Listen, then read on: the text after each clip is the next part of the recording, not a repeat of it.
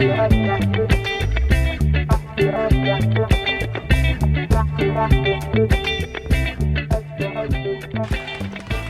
Sports TV and the Belmont Media Center are proud to bring you exclusive coverage of Belmont High School varsity football. Live from Harris Field in Belmont, it's another Middlesex League edition of Friday Night Lights as the 3-3 Belmont Marauders take on the 5-1 Woburn Tanners for first place in the league's Liberty Division. Good evening, everyone, on what has suddenly become a rainy Friday night here in Belmont, and I mean literally just became a rainy Friday night as we were originally set up in one spot, and now we are right next to the press box here at Harris Field. My name is Todd Bloniarz, and I'm joined with BHS Sports TV executive producer and cameraman for tonight, Jeremy Meserve, and joining me alongside on tonight's broadcast, BHS freshman and BMC volunteer Aram Parnagian, making a second appearance this season in the broadcast booth. Well, Aram, Marauders looking to bounce back this week. They lost at Arlington last Saturday. It's not going to be easy, though. They're going to be going up against a very talented Tanner squad that hasn't played since last Thursday. They've also dominated the head-to-head series between these two teams, winning 10 of the last 11 meetings. Also, probably should mention this, Woburn in the last 2 weeks against their opponents have outscored them 79-3. Well, Todd, thanks for having me again. Very excited to be here, and can't wait to see this game. Woburn, very intimidating. During warm-ups, very loud, making their presence known here today. Can't wait to see how Belmont combats them. We're certainly going to see that for sure, Aram. Marauders won the coin toss. They are deferred to the second half, so Austin Lassiter will squib one down the field, as we saw him do quite a bit in the last game here at Harris Field against Woburn, and some good special teams coverage for a very minimal return for Lexington, although I'm not checked that. Woburn will get the ball just outside of their 30-yard line as we get started. Literally, I mean, it was very dry here and looked like the rain was going to hold off, and then about a minute before we were getting ready to come on the air live here tonight, the heavens seem to have opened and the rain has begun. It's a steady rain, and we'll see if it plays a factor in tonight's ball game. 1st and 10 for the Woburn Tanners, and they will hand off to Mr. Everything for them. That would be Brian Ferreira, number 15. You're going to hear us mentioning his name and his number quite a bit tonight. He has had a tremendous career for the Tanners, and there's a chance tonight. We don't have official numbers on him, Aram, but he could tonight pass 1,000 yards for the third consecutive season and also pass 4,000 yards for his career. Very impressive mark, Todd, as we see Woburn lines up in a bunch formation and almost. Here we go, and the pass attempted there by the quarterback, number 2, Caden Davis, falls incomplete. Number 2, Caden Davis, senior, a quarterback for the Tanners, although their head coach, Jack Belcher, not much of a throwing team. They rely a lot on the run. They rely a lot on Brian Ferreira, who, as we said, has had another amazing season. 3 weeks ago, he set the all-time Woburn High School football rushing yards record. And as we said, he's got somewhere between 3,800, 3,900 career yards. So a big night from him tonight, and he will break 4,000 for his career. 4-year varsity starter, and on third down, he gets the handoff, and he gets across the 45-yard line. That's going to be good for a Tanner's first down. So we said Woburn has won 10 of the last 11 meetings against Belmont. The one win for the Marauders came 4 years ago. And oddly enough, kind of a lopsided win. Marauders won 42-7 in a game where Chad Francis ran for 210 yards and scored 3 touchdowns. Marauders have a running back that is very similar to Chad Francis and Adrian Garung, who can certainly do that as well. But right now, the Marauders' defense is on the field. And here's a handoff going to number 4 as they try to change it up a little bit. And so we quickly scurry for the roster here. That would be Ryan Passini, one of the 4 Woburn captains, and he picks up about 5 yards on first down. Very dynamic running duo, as we can see, Woburn. Only one play, this previous play, they only had one wide receiver lined up, and all the other plays, no wide receivers lined up on either side. Again, that just goes back to the fact that Coach Jack Belcher is in his 7th season here, taking over for the legendary head coach of Woburn, Rocky Nelson, who had coached the Tanners for 31 seasons, won over 200 games, and also had a Super Bowl win for the Tanners to his credit. That came back in 2005. Right now, Woburn and Coach Belcher will take a timeout.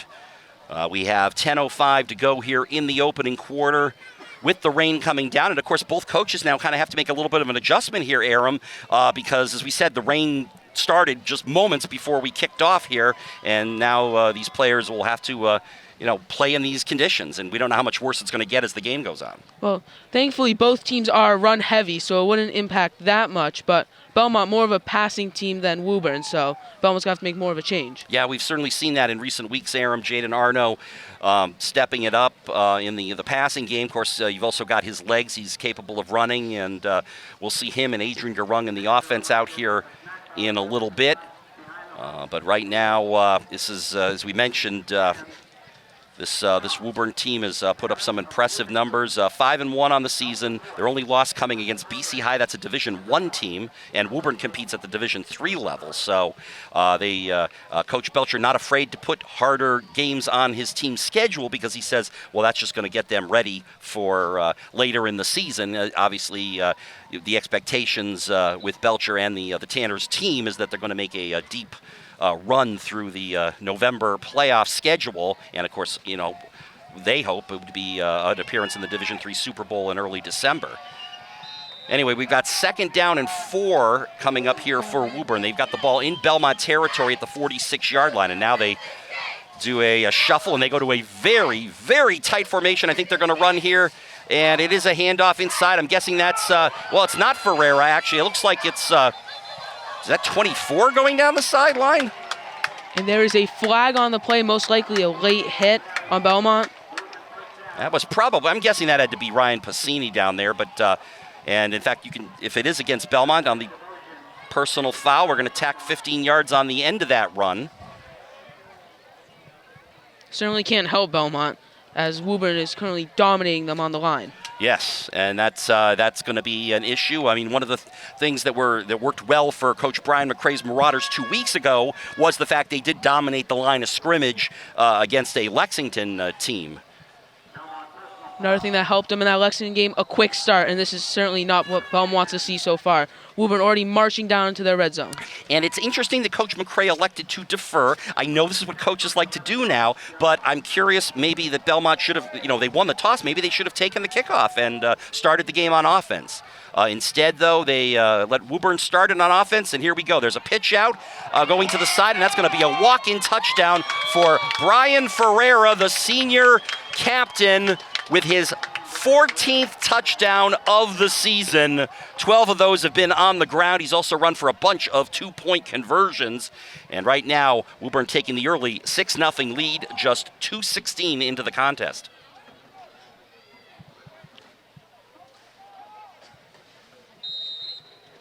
And it does appear, based on how Woburn is lining up, that Coach Belcher is going to go for 2. But first, we're going to get a timeout taken by Woburn head coach Jack Belcher.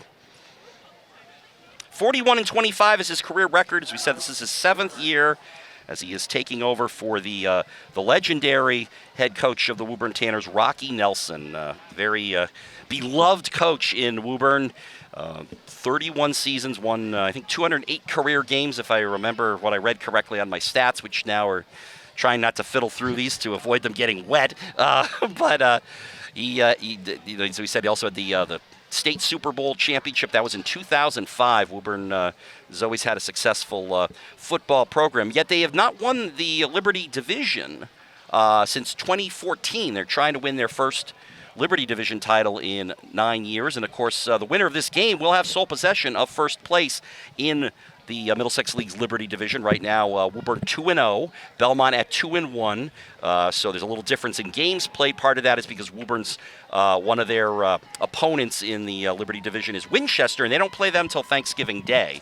So that would be the reason why they've played one less game in the division.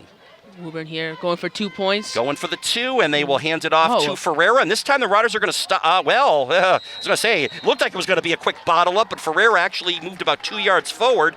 Still didn't get into the end zone, however, so the Marauders are successful in halting the conversion. So the teams will come back upfield. 9:44 to go here in the first quarter. Woburn 6 and Belmont nothing. That was actually a double fleece. So first Ferreira got it, then he handed it off to number 4 first got it, Ryan Pacini, yeah. and then gave it to Ferreira. Yeah, it looks like a little trickeration there. That's probably what they do. Of course, they go into that bunch tight formation, and then the two running backs are right next to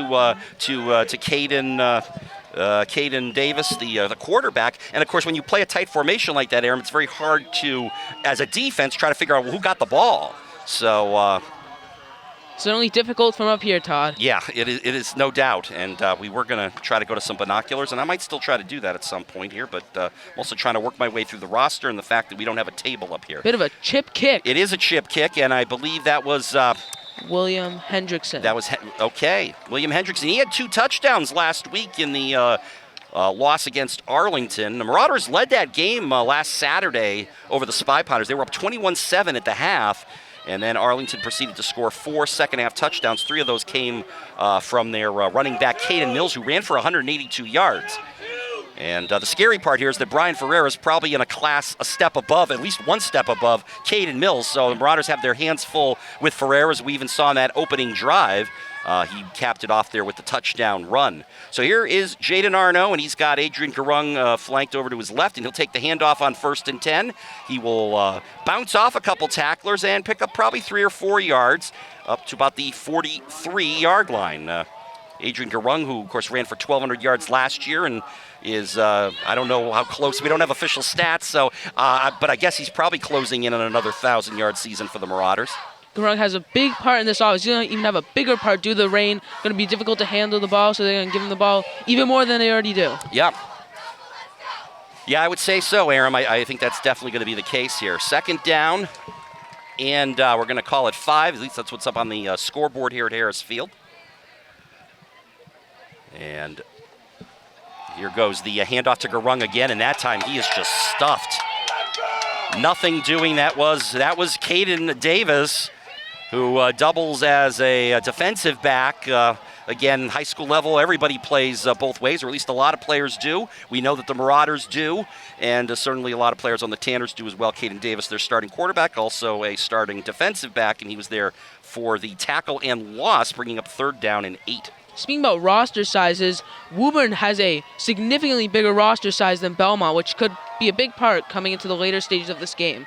Yeah, depth would be an issue, something we've talked about all season with these Marauders, Aram. Of course, only having 31 players on their roster. Looks like they might have a few more guys here tonight, although that might be a bummer if some of them come in the game because we don't have their numbers or their names. So here's a pass out in the flat. I believe that was Austin Lassiter on the far side, and it looked like he was tackled just short of the 1st down. Let's see.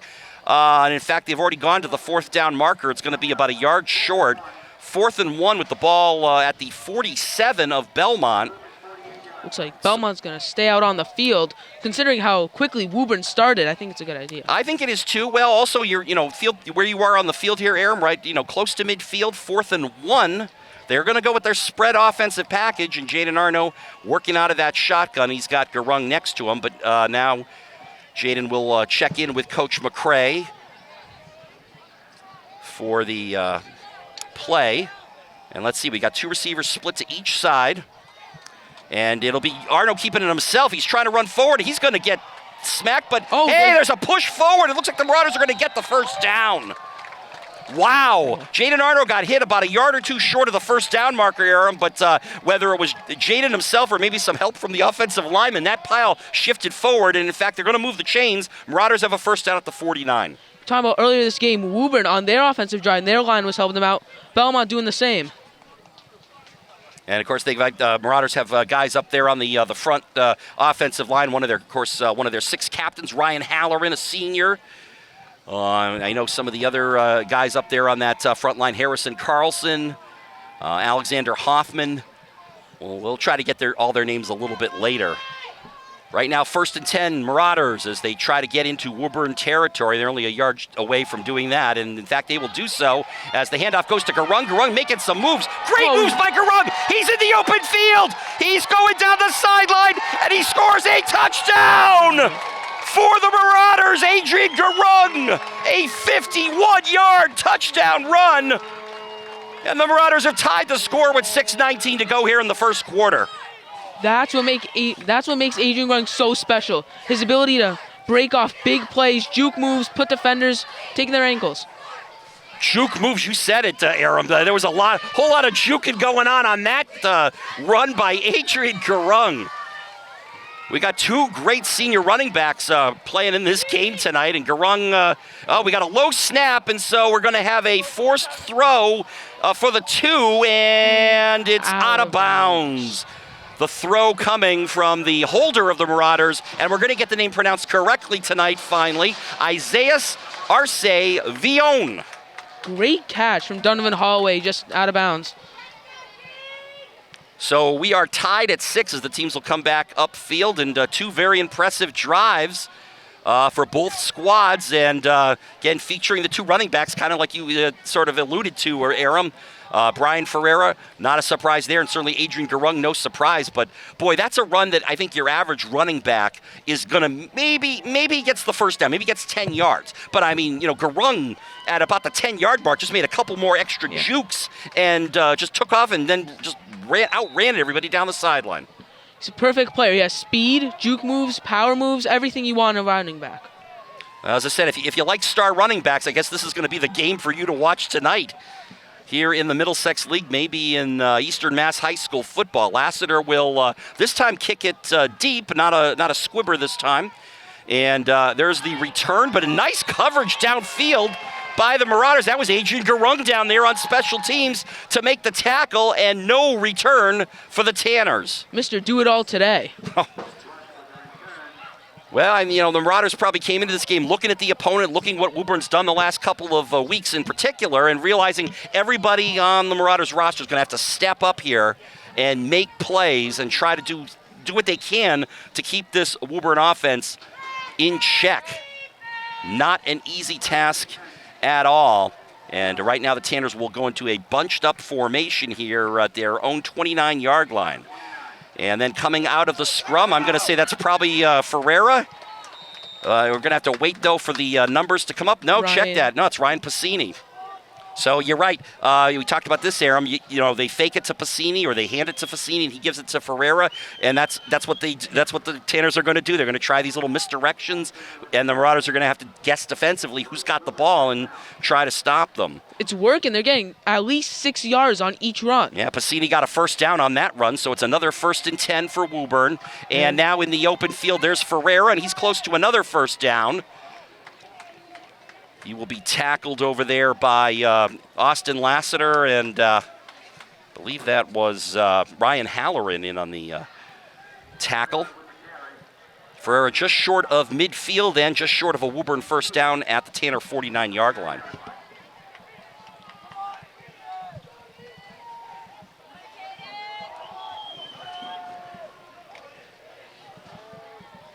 Second down and a long one. Again, another tight formation here for the Tanners.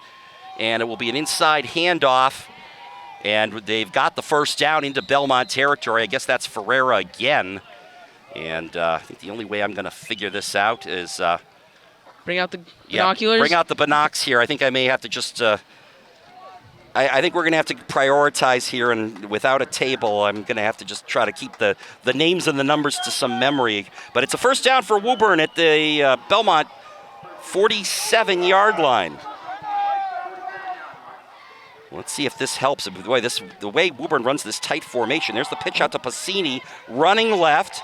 Sniffed out by Belmont. Yeah, Belmont did a nice job there. I think that was Halloran in there amongst the Belmont tacklers again.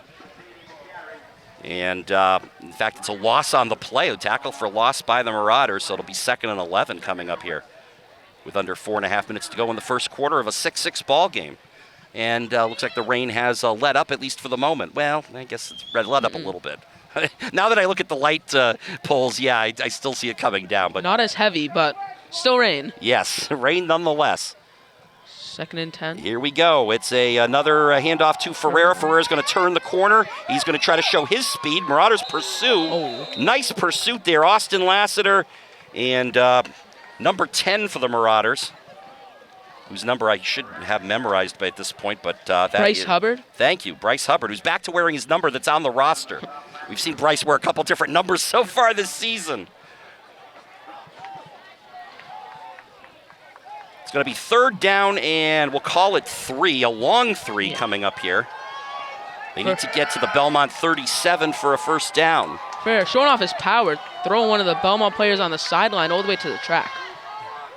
And it goes to Ferreira again. He's going to run left. He's pursued. He's tackled down. Adrian Garung. Garung again. Another tackle for loss. Making his presence known today. We don't talk enough about Adrian Garung as a defensive player, Aram, but maybe we should. He's had a couple, he had the big tackle on special teams on that last kickoff, and now a big tackle for loss there. Fourth down and probably now 4. But again, it's in that part of the field where you're going to go for it, and certainly I think Jack Belcher's not going to shy away from this opportunity. 4th and 4 at the Belmont 41, and indeed he will have the Tanners go for this with the strong running game that they have. This time we've got more of an option. Caden Davis is working out of the shotgun here. He'll hand off to Ferreira. Ferreira turns. Ferreira's got the first down. Down to the Belmont 32-yard line. One of the things that's really made this work, I know I was reading some articles about Woburn. They had some questions about their offensive line coming into the season, but it has definitely gelled together, and on the right side they're springing some big holes. Not that Brian Ferreira probably needs very much. As we said, he's closing in on 4,000 career rushing yards. He's already broken the Woburn school record for rushing yardage. There's a fake, and this time it's going to be a sack. Wow. Number 12, Sclafani. Ryan Sclafani coming in. We see him a lot on special teams. He's also their punter, and that time he came in and he just, his job was to go follow the quarterback, Caden Davis, and he did, and Davis did not hand the ball off to anyone. It looked like they were trying to set up maybe some kind of pass play downfield, but Sclafani was not going to let that happen, and it's a sack and a loss of almost 10 yards. Going to be second and very long. I'm going to call it 2nd and 17. Following the Sclafani sack of Davis. And there's the pitch to Ferreira. He's going to cut back inside, and another big tackle there, and that was number 11 that time. 11? I thought it was 54. No, I saw 11 in on the tackle. I got the binocs now, so I think I know. I hope I'm getting it right now. That was, who was 11? William Hendrickson again, who seems to be coming on. As we said, the 2 offensive touchdowns last week on passes from Jaden Arno, and now defensively. So 3rd down and 20. That was another loss on the play. Marauders defense rising to the occasion here early on. Davis in the shotgun. He'll roll out to the left. He's going to go downfield. That's going to be well overthrown. Incomplete down the far sideline. He was targeting Ryan Lush on the play. Ryan Lush, who is kind of Mr. Everything in the Woburn offense. He does a little bit of this and that. He's also their place kicker. But he'll spell Ferreira sometimes, and they'll line him up on the outside as a receiver when they decide to pass. Well, it's 4th down and 20. The ball is right now resting at the Belmont 43-yard line, so Woburn's going to have to get to the Belmont 23 to keep this drive going, but Coach Belcher's decided he's going to go for it, or no, check that, it's going to be a punt. They will punt it, and it's going to go into the end zone for a touchback. That was Ryan Lush on the punt. Actually, correction, I said he was the place kicker. He's actually the punter. The place kicker is number 10, Mark Cutone. So, not sure we saw a whole lot of punts in that last game, the game against Lexington a couple of weeks ago, but we have one there. Marauders defense with a nice stand there, Aram. Yeah. Certainly needed it. Now they got to capitalize. Marauders will start this drive 1st and 10 at their own 20 with 1:03 to go in the first quarter. Actually, you ready to jump in here, Aram? I'll let you start a minute early since Belmont's got the ball here. Here we go. Arno lining up. Looking around. 1st and 10 on Belmont's 20. Takes a snap, handoff, fake handoff to Garung. Jane Arno takes it himself, and he's going to get a couple on the play. Pushed forward by Woburn. Yeah, number 57 of the Tanners, Jalen Merlane, one of the seniors. 2nd and 10. I was wrong. 2nd and 10 for Belmont. Time winding down in this first quarter, 6-6.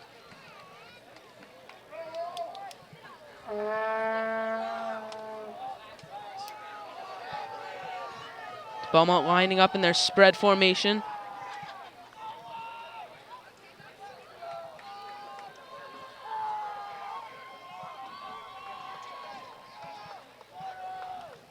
Hand off to Garung, bounces outside, cuts towards, breaks off a couple more tackles, and he gets the first. As time winds down in the first quarter, that play will end out the first quarter, 6-6 game. Certainly entertaining, Todd. Yeah, that was some nice running there by Garung, just showing some real strength. You know, it's funny, I was reading, again, I was looking through some Woburn articles, and was one of the things I was reading about Brian Ferrer, and maybe one of the reasons he's rushed for so many yards and has also been a 4-year varsity starter for the Tanners. Apparently, he goes to work out at 5:30 in the morning before he goes to school, and then he'll work out with the team in the afternoon. I can barely get up at 6:30, Yeah, let alone 5:30. Tell me about it. But, you know, so you know kind of the strength that Ferreira possesses, but I think Adrian Garung's saying, hey, anything you can do, Brian Ferreira, I can also meet you there strength for strength. I mean, one of the things we do know with Garung, he's so good on the cutbacks, and we've seen his juking already, but on that play, he broke 2 or 3 tackles and just kept driving the tacklers forward and gained yardage. So he's, you know, he too, I'm wondering what time he gets up in the morning to work out. Yeah, he's getting some extra time in the gym, I think. That play seemed doomed. It looked like they were going to get stopped maybe for a gain of 2, but he turned it into a first down. Yeah, these are 2 very special running backs we're seeing on display tonight, Aram.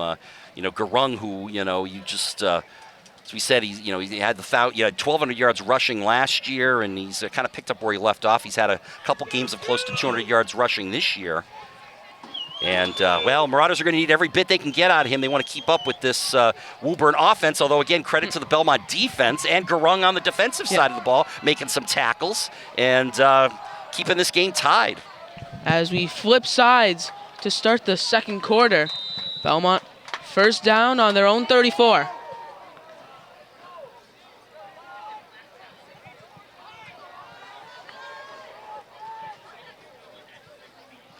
Laster in motion, fake jet sweep, and over the head of Brian Logan. That was a nice fake on that play, Aram, and you know, we had single coverage with Logan there, and a pretty good-looking throw by Jaden Arnold. Kind of just lofted it up there, hoping to do a little over-the-shoulder catch for Logan, but it was just a little bit too far. But I like the play call anyway. It's again, Marauders are going to have to use some imagination on offense here, try to catch these Tanners off balance. 2nd and 10 for Belmont.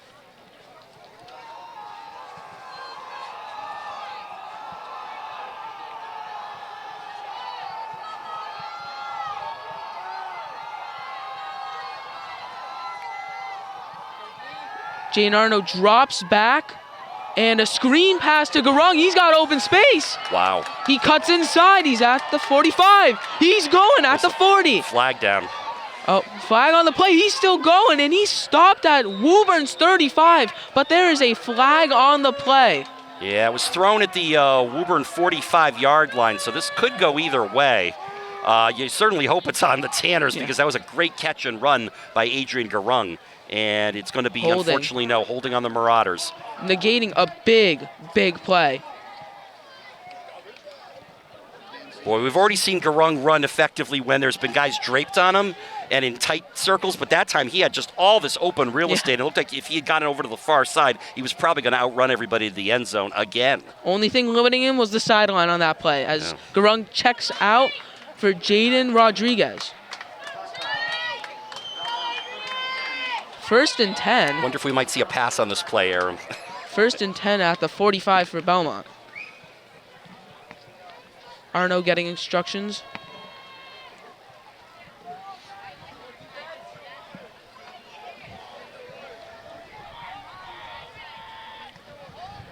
So I gotta say, as this game's going along, the passing game's coming together for both teams.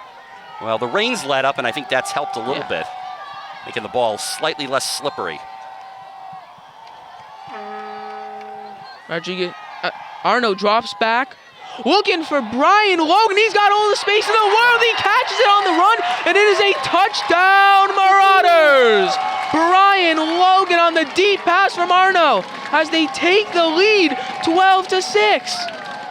55-yard touchdown pass, and boy, did Brian Logan get behind the Woburn defense on that one. There was double coverage down there, and Logan got past both of them, and a perfect throw by quarterback Jaden Arno, hitting Logan in stride, and that was just going to be an easy touchdown for Brian Logan, and the Marauders here taking the lead on the Woburn Tanners early in the second quarter.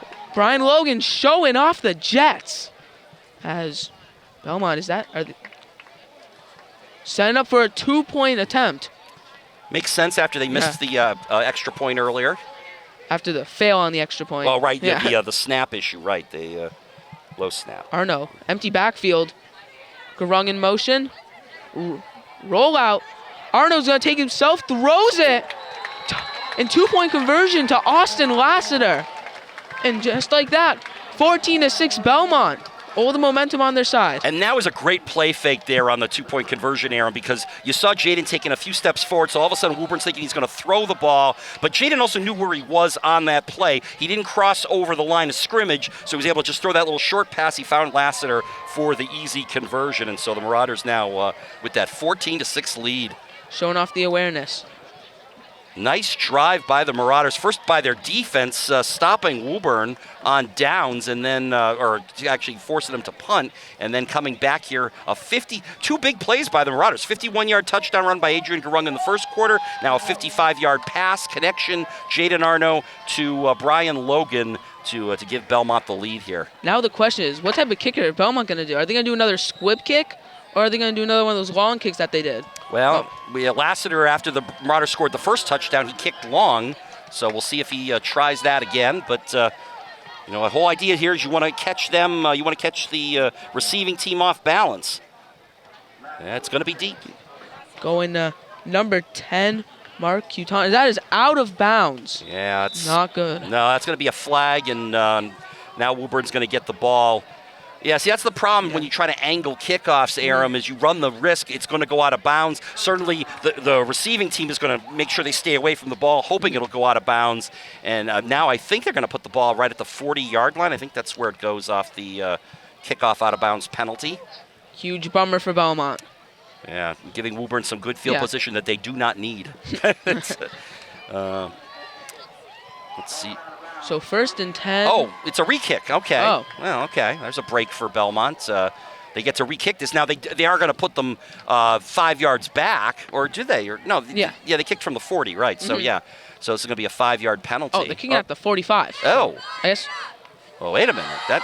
So when Belmont gains yards on that? That makes no sense. The kick went out of bounds. Well, I mean. Is this one of those crazy high school rules I don't understand? This should be penalizing. Oh, actually, okay. Now the official.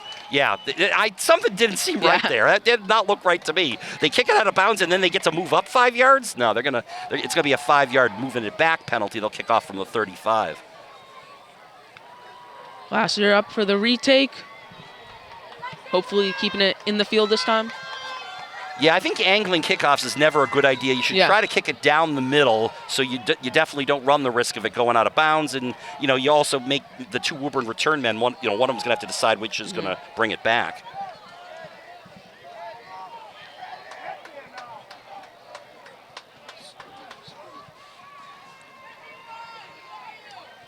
Another kick.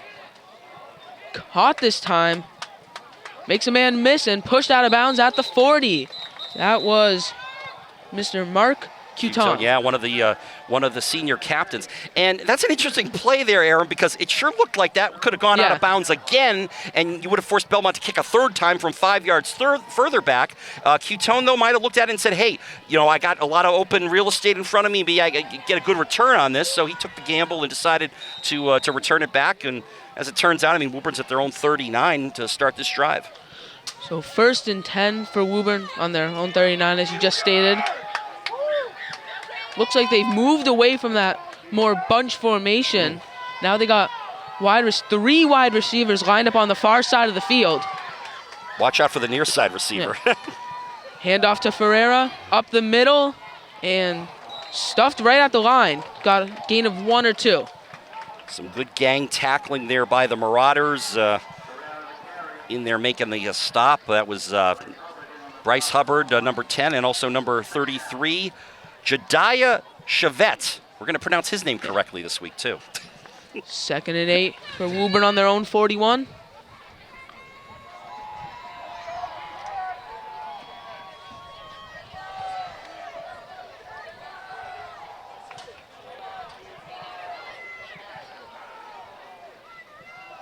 Rollout from Keaton and incomplete. Yeah, he was looking for Ferreira there on the far side, but some good coverage over on that side of the field for the Marauders. 3rd and 8, Woburn on their own 41. I think that was Casey Regan who had an interception early in the last game we covered here 2 weeks ago at Harris Field against the Lexington Minutemen, which stopped an early Minutemen drive. Of course, Marauders wanted to win that game 36-7, dominating on both sides of the line of scrimmage. Down, screen pass to Ferreira, and he stopped short of the first down, but there is a flag on the play. And probably in the area of where it's usually offensive holding. And they're already kind of going backwards.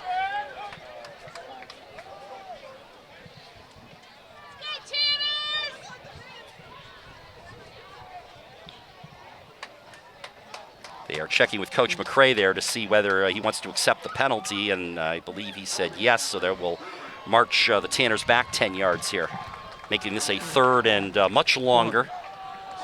Boy, I noticed on that play, Ferreira breaking some tackles, and it took like Harrison Carlson, big number 77, to finally be able to bring him down.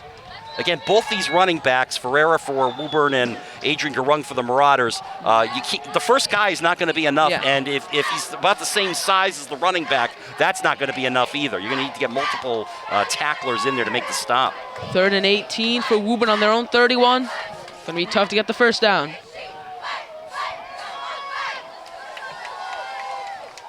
Flag on the play already. Deep shot. Intercepted by Wyatt Sclafani, and he's got space to run it back. Breaks a couple tackles, he's still going. Second flag.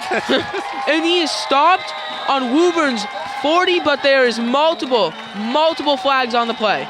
And there's another flag. Yeah, I think there was a little extracurricular going on there at the very end of that play. And another flag. Ooh. 4 flags. Yeah, if it's 2 aside, this could just negate everything, and they'll just replay the down, which would be a tough break for the Marauders because that would negate the interception by Ryan Sclafani. The original flag that was thrown looked like it was in the area of offensive holding. So I would hope it was just that, and then they follow with some unsportsmanlikes. But again, you know, it's not the type of penalty. It's the number each side gets, and they tend to try to balance them out. Woburn player a little slow to get up there. That's number 59, Zachary Steiner.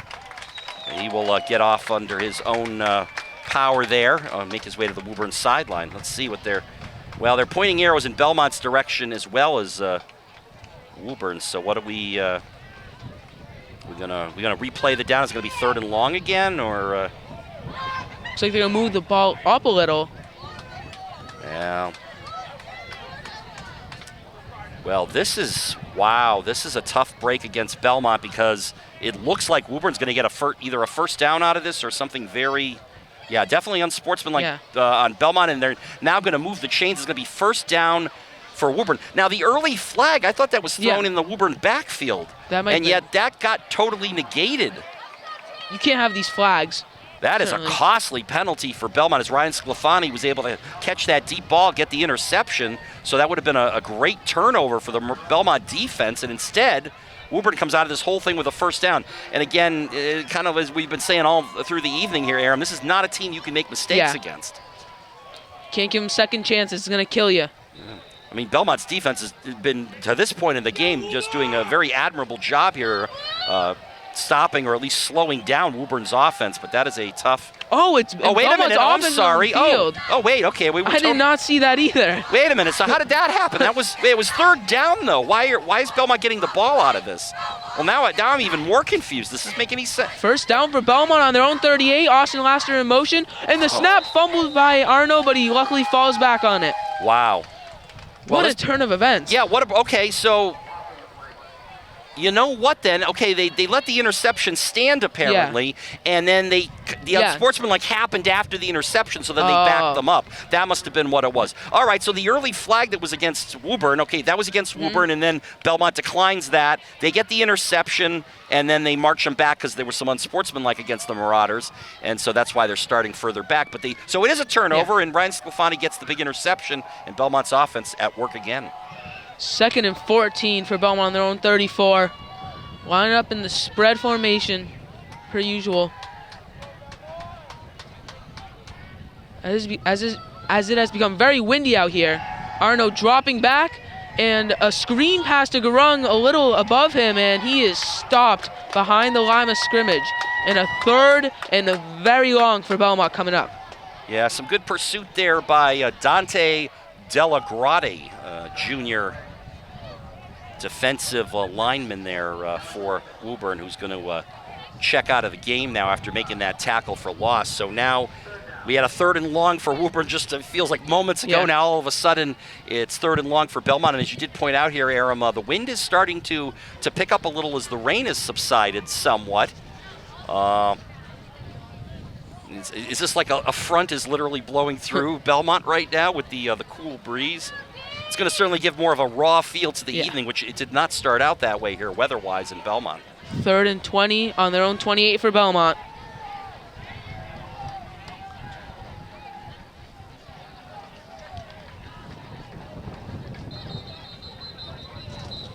Timeout for Belmont on the play. Coach McRae may want to talk things over with his offense. That's what it looks like. 7:31 to go here in the first half. Belmont 14 and Woburn 6. For BHS Sports TV, I'm Todd Bloniarz, and the man on the play-by-play right now, Aram Parnagian, Belmont freshman here at BHS, and also a BMC volunteer, and doing a very good job on the play calling here, Aram. Also, thanks to Jeremy Meserve on camera, who is very happy he decided to put the tent up tonight. You're happy too, Aram, because you're under the tent. I'm sort of taking advantage of the overhang on the press box to keep myself dry. But we're glad you could join us here. This game not playing out maybe the way some folks would have expected, as Belmont's offense and defense has come to play and kind of have controlled things here for the most part. And they have the ball offensively again thanks to the Ryan Sclafani interception. Unfortunately, they've been controlling most of the game, and now they're in a dire situation. Losing the field position game. Can't be doing that against this tough Woburn team. No, you can't. No, you're right about that, Aram. And certainly, well, we could see a lot of different things here. I think the idea with the spread offense, of course, is to create some open spaces for someone like an Adrian Garung or a Brian Logan, who certainly have had the big plays so far in this game for Belmont's offense. We'll see what the call is here. Talking about the wind, it is at Belmont's favor right now, blowing out their backs. Just in case they need a punt. Doesn't necessarily help if you're going to throw deep downfield, though. Arno drops back, looking for Brian Logan. Over the defender! Wow. And he goes out at the 35 of Woburn. A massive play for Belmont. That was Evan Kolodko, one of the senior captains, in coverage on Logan. But again, Logan with that tremendous height and a perfect throw. Talk about a drop in the bucket for Jaden Arno, making that over-the-shoulder catch. And I thought the wind might have been a factor on a throw. Like when you throw it up that high, the wind could take it and maybe blow it one way or the other. But it landed right in the hands of Logan. Marauders getting the first down. Just as things are looking dire here, Jaden Arno bails him out. That was a big play on 3rd and 20. 1st and 10 at Woburn's 36 for Belmont.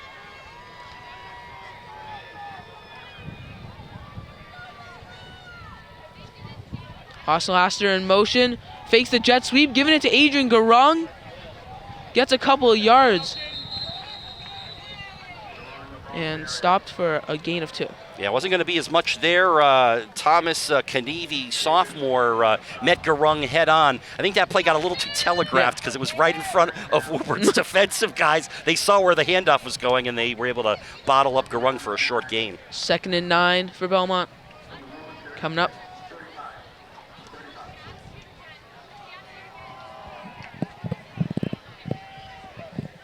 Boy, imagine if Marauders could come up with some more points on this drive. It would certainly help, Todd.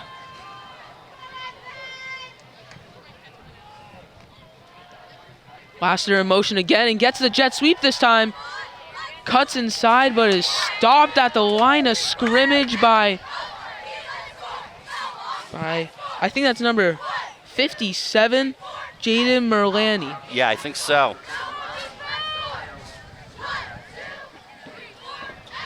Third down, 39, coming up for Belmont. Yeah, that was the short gain on that play. They got a couple, but now another third down and long. Again, looking at this field position, Aram, you're in Woburn territory already. I have a feeling Coach McCray could approach this as trying to have 2 plays here to get the first down and not have to get all of it here on third down.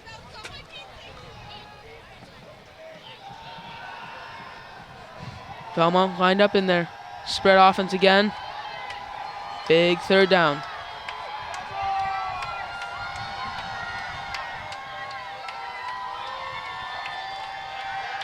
Arno drops back.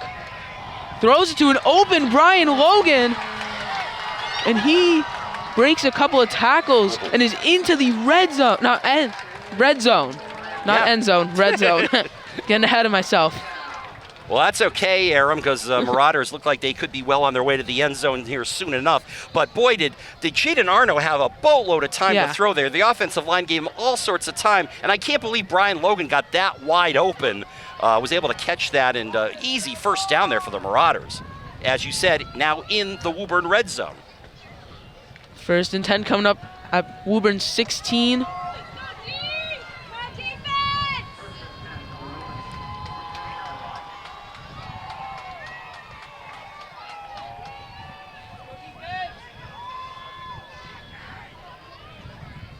Arno snap, handoff to Garung, and he plows forward for gain of 5, or 6. 6.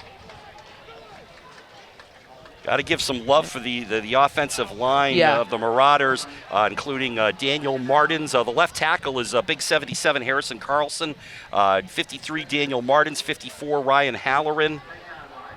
And when they line up again, 51, by the way, Enzo Passos, a sophomore, is at the right tackle spot.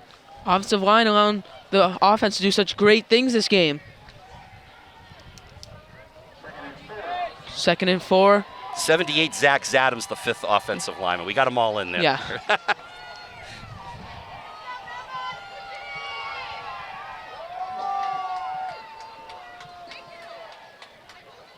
Another handoff to Garung. He breaks a couple of tackles and he dives into the end zone. Touchdown, Marauders. As Belmont is opening this game up. Wow. This is pretty incredible here, Aram. Marauders coming in, having lost 10 of their last 11 games to the Tanners, but right now controlling the line of scrimmage. Adrian Garung, his 2nd rushing touchdown of this game from 10 yards out, and Marauders now looking with the extra point here to go up by 15. Hold is good. Kick is good by Austin Lassiter, as Belmont has a commanding 15-point lead with 4:22 left in the game. First half. Yeah. Oh, my. I mean, the Marauders might wish at this point there was only 4:22 left, but we do have a second half to Keep get getting to. ahead of myself, Todd. Yeah, that's okay, Aram. No, this has been a tremendous first half by Belmont on both sides. Well, they really are controlling the line of scrimmage here, which, again, given Woburn's numbers and what they've done to opponents so far this year, is a bit of a surprise. Certainly, when you told me 2 weeks ago, looking ahead the next 2 games for Belmont, at Arlington, at home to Woburn, I said, okay, well, Arlington's the winnable game. This one was going to be much tougher. And Belmont was up 21-7 last week at Arlington and ended up losing in the second half. But here tonight, I mean, this is they're off to the same kind of start here as they were last Saturday. Now the question's going to be whether they can hold on in the second half. But right now, I mean, what I'm seeing from the Marauders on both sides of the ball is they're just dominating the line of scrimmage. We gave the offensive line some love there a moment ago, and they deserve it because they opened up that hole up the middle so Garung could squeeze through and get that touchdown. Austin Lassiter on the kick. Another kick to Mark Cuton. Oh, and he fumbles it, but he muffs the kick, breaks a couple tackles, and Doesn't get much yards.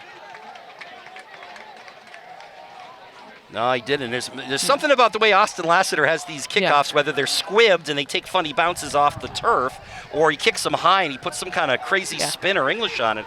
Mark Hutone, who's a regular special teams player for Woburn, had all sorts of problems, or maybe lost it in the lights, I don't know, or maybe the wind got to it a little bit here, although it's not that strong of a breeze. Certainly, though we had no breeze when the game started.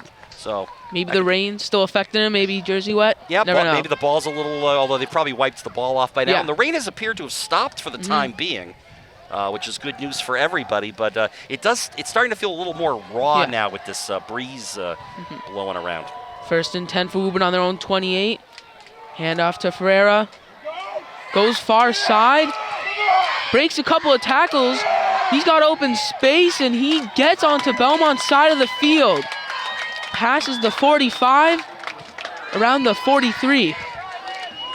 Yeah, it was Bryce Hubbard on the tackle, but about a 30-yard run there by Brian Ferreira, who, as we said, 4-year varsity starter for these Woburn Tanners. He's the all-time leading rusher in Woburn Tanners history, and that's a history that goes back quite a ways. Marauders look like they're going to take a timeout here with 4:05 to go in the first half. As we said, Ferreira, we don't have the official numbers on him, but he's for his career, he's somewhere over 3,800 career rushing yards, so he has a chance with a big night tonight to pass 4,000 for his career, and he's also probably about 100-odd yards shy of a 1,000-yard season, which would be his 3rd consecutive. I mean, to be able to do that, you're a 4-year varsity starter, and then the last 3 years being able to run for 1,000 yards each year. And then, of course, add in the combined, 33 touchdowns the last 2 seasons. He had 19 last year. He's got 14 this year, including one earlier in this game, which represents Woburn's only scorer to this point in the ballgame. That is efficiency right there, Todd. And got to give some credit to the offensive line, opening up some holes for him. But, But Belmont's defense has been able to get in there, too. And they've, I think Ferreira's getting hit a little bit more early on some of his runs than he might be expecting. Like, he probably figures, he'll get that good push from his offensive line mates. And, he can probably get, into maybe Belmont's defensive backfield before he gets hit. But no, Belmont's breaking through that line, and they're hitting him, like, right at the line of scrimmage. I mean, to Ferreira's credit, he's a strong kid. He's going to bounce off these guys and still get some yards out of it anyway. But First and 10 for Woburn on their own 43, and a QB take from Caden Davis. Gets a good chunk of yards, and 2nd and short coming up for Woburn. The way Jack Belcher uses this offense, Aram, I mean, Caden Davis is really probably more of a threat to run the ball than he is to pass it. 2nd and 2 coming up, back in that bunch formation. Handoff to Ferreira. Bounces outside, and in a push. Got close to the first down. They're going to give him the first down. Yeah, they're moving the chains over on the far side. Woburn. But, again, Belmont did a nice job there stopping Ferreira at the line of scrimmage, but there was that push forward again, Ferreira showing his strength. And 1st and 10 for Woburn. Handoff to number 44, Thomas Kanevi. Woburn going back to that bunch formation we saw earlier in this game.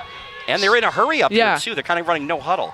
Oh, QB take, rolls out, and it's a drop from number 12, Dylan Sigsbury. Woburn had a nice tempo going and just broke it. I think people around here may not know who Dylan Sigsbury is in the whole scope of Woburn football history, particularly because of his last name. But he happens to be the grandson of the former legendary Woburn coach Rocky Nelson. And again, just living up to the name. We got a penalty there on Belmont, too. Looks like roughing the passer, personal foul, which is a tough penalty because that's going to, I believe, be 15 yards and a first down for Woburn, which unfortunately negates the nice defense that Belmont had on that play. Yeah, I wasn't watching the end of that play, but apparently Caden Davis got knocked down after he threw the ball. Can't do that. I think 1st and 10 for Woburn inside of Belmont's red zone now. Handoff to Ferreira. Has a gap and chugs ahead. Yeah, the Marauders there, Ryan Halloran 54, Evan Muriel 58, were both kind of trying to drag Ferreira down. And you saw Ferreira again just continuing to move forward.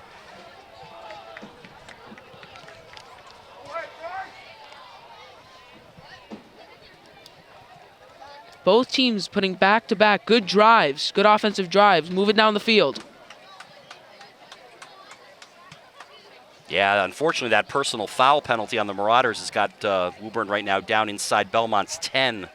That was a big penalty after they had made the stop on the play, as Woburn tried some trickeration and couldn't complete the pass downfield. 2nd and 4 for Woburn inside of Belmont's 10. They're at their 8. Woburn back to the bunch formation. Handoff to Ferreira. Goes outside. Tries to get the corner, but is stopped short at about the 1-yard line. But it will be enough for a Woburn first down. They only had to get to the Belmont 5 on that play. Ferreira, hey, that's just Ferreira trying to use his speed and outrun the defense to the far side and into the corner. Looked like he might have touched the pylon, but I don't know. They said he was just short. 1st and goal. Handoff to 44, and that is a touchdown. Thomas Kanevi. And just like that, Woburn is back in this game. Yeah, Kanevi plays kind of up front. He's the fullback to Ferreira's tailback spot, if you want to call it that. And they just handed it off to the upback. Didn't have much yards to get there, and Kanevi was able to get it. And yeah, suddenly it's almost back to a 1-score game. They're going for 2. Handoff to number 4. That was Ryan Pacini, but he is stopped as it stays a 9-point game. Well, for all the 2-point conversions Brian Ferreira has scored this year, and I think he has at least 7 of them, Marauders have twice now stopped Woburn on their attempted 2-point conversions. And so it's actually still a 2-score game. Belmont leading 21-12, 9-point lead with 2:02 to go here in the first half. And a prime opportunity for Belmont to capitalize. They get to start with the ball in the second half. So 2 for 1. Right, or the double dip, as we like to call it sometimes as well. I mean, Marauders do have a great opportunity here ahead of them to score some points before halftime and then add on in the second half. We will see, I believe this is Q-Tone getting ready to kick off. No, it's actually 17. Sean Marsh. Sure, okay, apparently they got some multiple kickers on the roster. I know Q-Tone has kicked some extra points and attempted some field goals for them. A chip kick to Wyatt Sclafani, and he gets down. Yep. Not risking it. Which you can do. You can fair catch a kickoff now, and that was probably a smart idea there for the Marauders. Marauders, I believe, still have they've taken 1 timeout. So they have 2 timeouts remaining with 1:59 to go here in the first half. And they've got about 71 yards to go to the end zone, and a chance to put up some more points here before halftime. 1st and 10 for Belmont, coming up on their own 29-yard line. Huge chance for Belmont to capitalize, as we said before.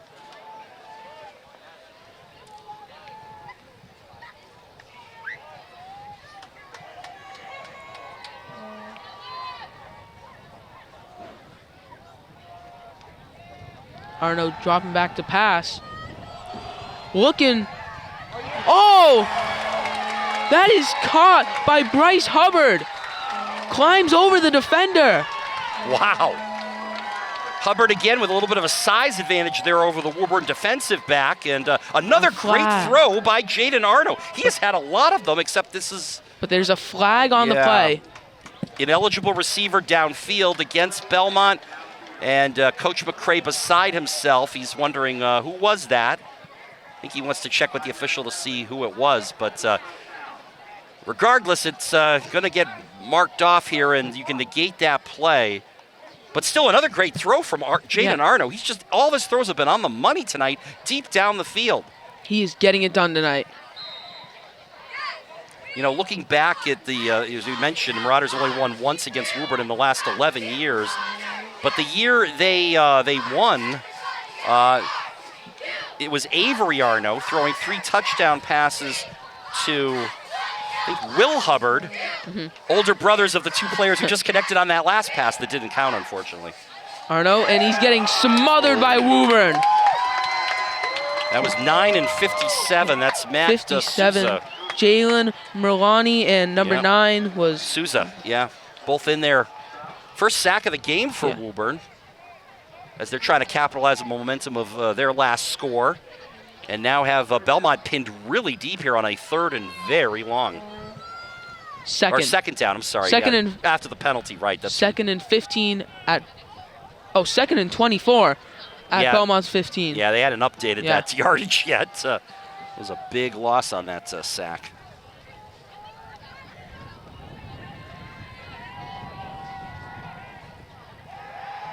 Oh, Arno scrambling out. Jukes a guy, but is caught at the sideline. Yeah.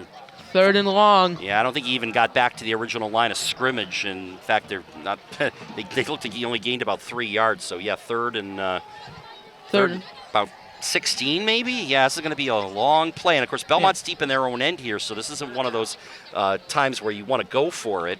Although we are now inside of a minute here in the first half. 3rd and long. Belmont's gone out of it before. Seen it this game. They have. Well, we know with Arno's arm strength, as we've seen on display here tonight, he's capable of getting a deep pass down the field and getting this first down for the Marauders. 3rd and 17 for Belmont on their own 22. Just under a minute left in this half. And Arno, a handoff to Garung. Breaks a couple tackles. And he gets a first down and more as he steps out of bounds at about Belmont's 45. But a huge play for Garung. 23-yard run there on a 3rd and long. And Garung's able to get the first down, again bouncing off the tacklers and getting to the outside. He didn't think he stepped out of bounds, but he was right in front of that Belmont bench. But just a big run exactly when the Marauders needed it. Didn't need the big arm from Jaden Arno that time. They went to the big legs of Adrian Garung and the ability for him to bounce off tackles. And 1st and 10 for Belmont. Just under 50 seconds left in this half at their own 45. More importantly, Belmont got the first down to stay out of being deep in their own territory.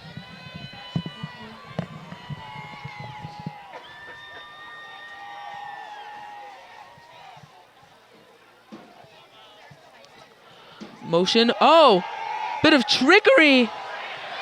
And Arno gets the catch at the 35 of Woburn. That was the guy on the roster who we term the athlete. He's the ATH. That would be Isaias Arce Vion. With the trickeration there, he took the handoff from Jaden Arno, and Arno ran out and played wide receiver and made the catch. Wow, Brian McCray going deep into the bag of tricks to pull that one out, and Arce Vion with a pass completion here, and the Marauders are really in business inside the Woburn 35. Still plenty of time left in this first half. More importantly, Arno going out stops the clock. That's right, he got out of bounds as well. That was another important. I mean, certainly nobody for Woburn's defense even bothered to pick him up once they realized he was going to be the receiver. They probably thought it was a screen pass, but... And by the way, a good throw there by Arce Vion to get the completion. Again, very versatile, Isaias, number 7. 1st and 10 for Belmont on Woburn's 34. Arno dropping back. Heaves one up to Lassiter, and it is caught! Touchdown, Belmont! Another deep touchdown for the Marauders. A perfect teardrop throw again by Jaden Arno, 34 yards, and it lands right in the hands of Austin Lassiter, as every throw that Jaden Arno has made tonight has landed right perfectly in the hands of a receiver. At least it seems that way. And the Marauders have been all about the big plays, and they have put up 27 points here in the first half with a chance to add some more. Wow. Wow, that was good to in sync there. We both wowed. That was in stereo. Low snap. Kick is up and good. As a 16-point lead for Belmont. As the offense has been rolling this game. On fire. They've just left Woburn with 32 seconds, so Again, let's point out here, the last 2 weeks against Middlesex League opponents, Woburn has outscored Wakefield and Lexington by a combined 79-3. Woburn has only lost 1 game all year, and that was to BC High, where they allowed 34 points. And right now, the Marauders have scored the second most points against Woburn this season. BC High is a Division I school, and the Marauders have put up 28 points in 1/2 against Woburn's defense. This is just a tremendous effort by the Marauders so far. I mean, Jaden Arno could not be more perfect on his throws. And again, they're playing so well on both sides of the ball. I mean, they're going to run out of superlatives really quickly here, Aram. This is just unbelievable what they are. They're right now carving up this Woburn Tanner team. Still a lot of football left to be played, but so far so good. And like you said earlier, Aram, Belmont gets the ball to start the third quarter on offense. As long as they can just make a good stop here for 32 seconds. If you remember that game, the first game we did this year against Westford, they gave up the Hail Mary on the last play of the half. A bit of a squibber from Lassiter. Right to Ryan Piscini. It's a bit of a return. And at Woburn's 41. The only thing I'd say here, Aram, is it's interesting that this is the time that you have Lassiter trying to kick short because, again, the closer that Woburn is to midfield, the more likely they could try a Hail Mary. And as we saw, 4 weeks ago, that didn't end very well for the Marauders, and it actually turned out to be the deciding points in that game. Marauders ended up losing by 6 points to the Ghosts of Westford Academy, and it really, and in fact, it was that Hail Mary that's also turned the game around because Westford kind of dominated play in the second half. Took the lead and never looked back. Let's see if the Marauders defense here can make the stop. And a jet sweep to Ryan Lush. Bit of a gain. Nice stop. I think Brian Logan was over there. Helped trip him up. Time ticking. Yeah, he didn't get out of bounds either, right? So this might be the last play of the half. Unless Woburn gets to the line quickly. Well, Jack Belch is going to make sure they do get at least one more play off here. Looks like they're going for the Hail Mary. Pressure.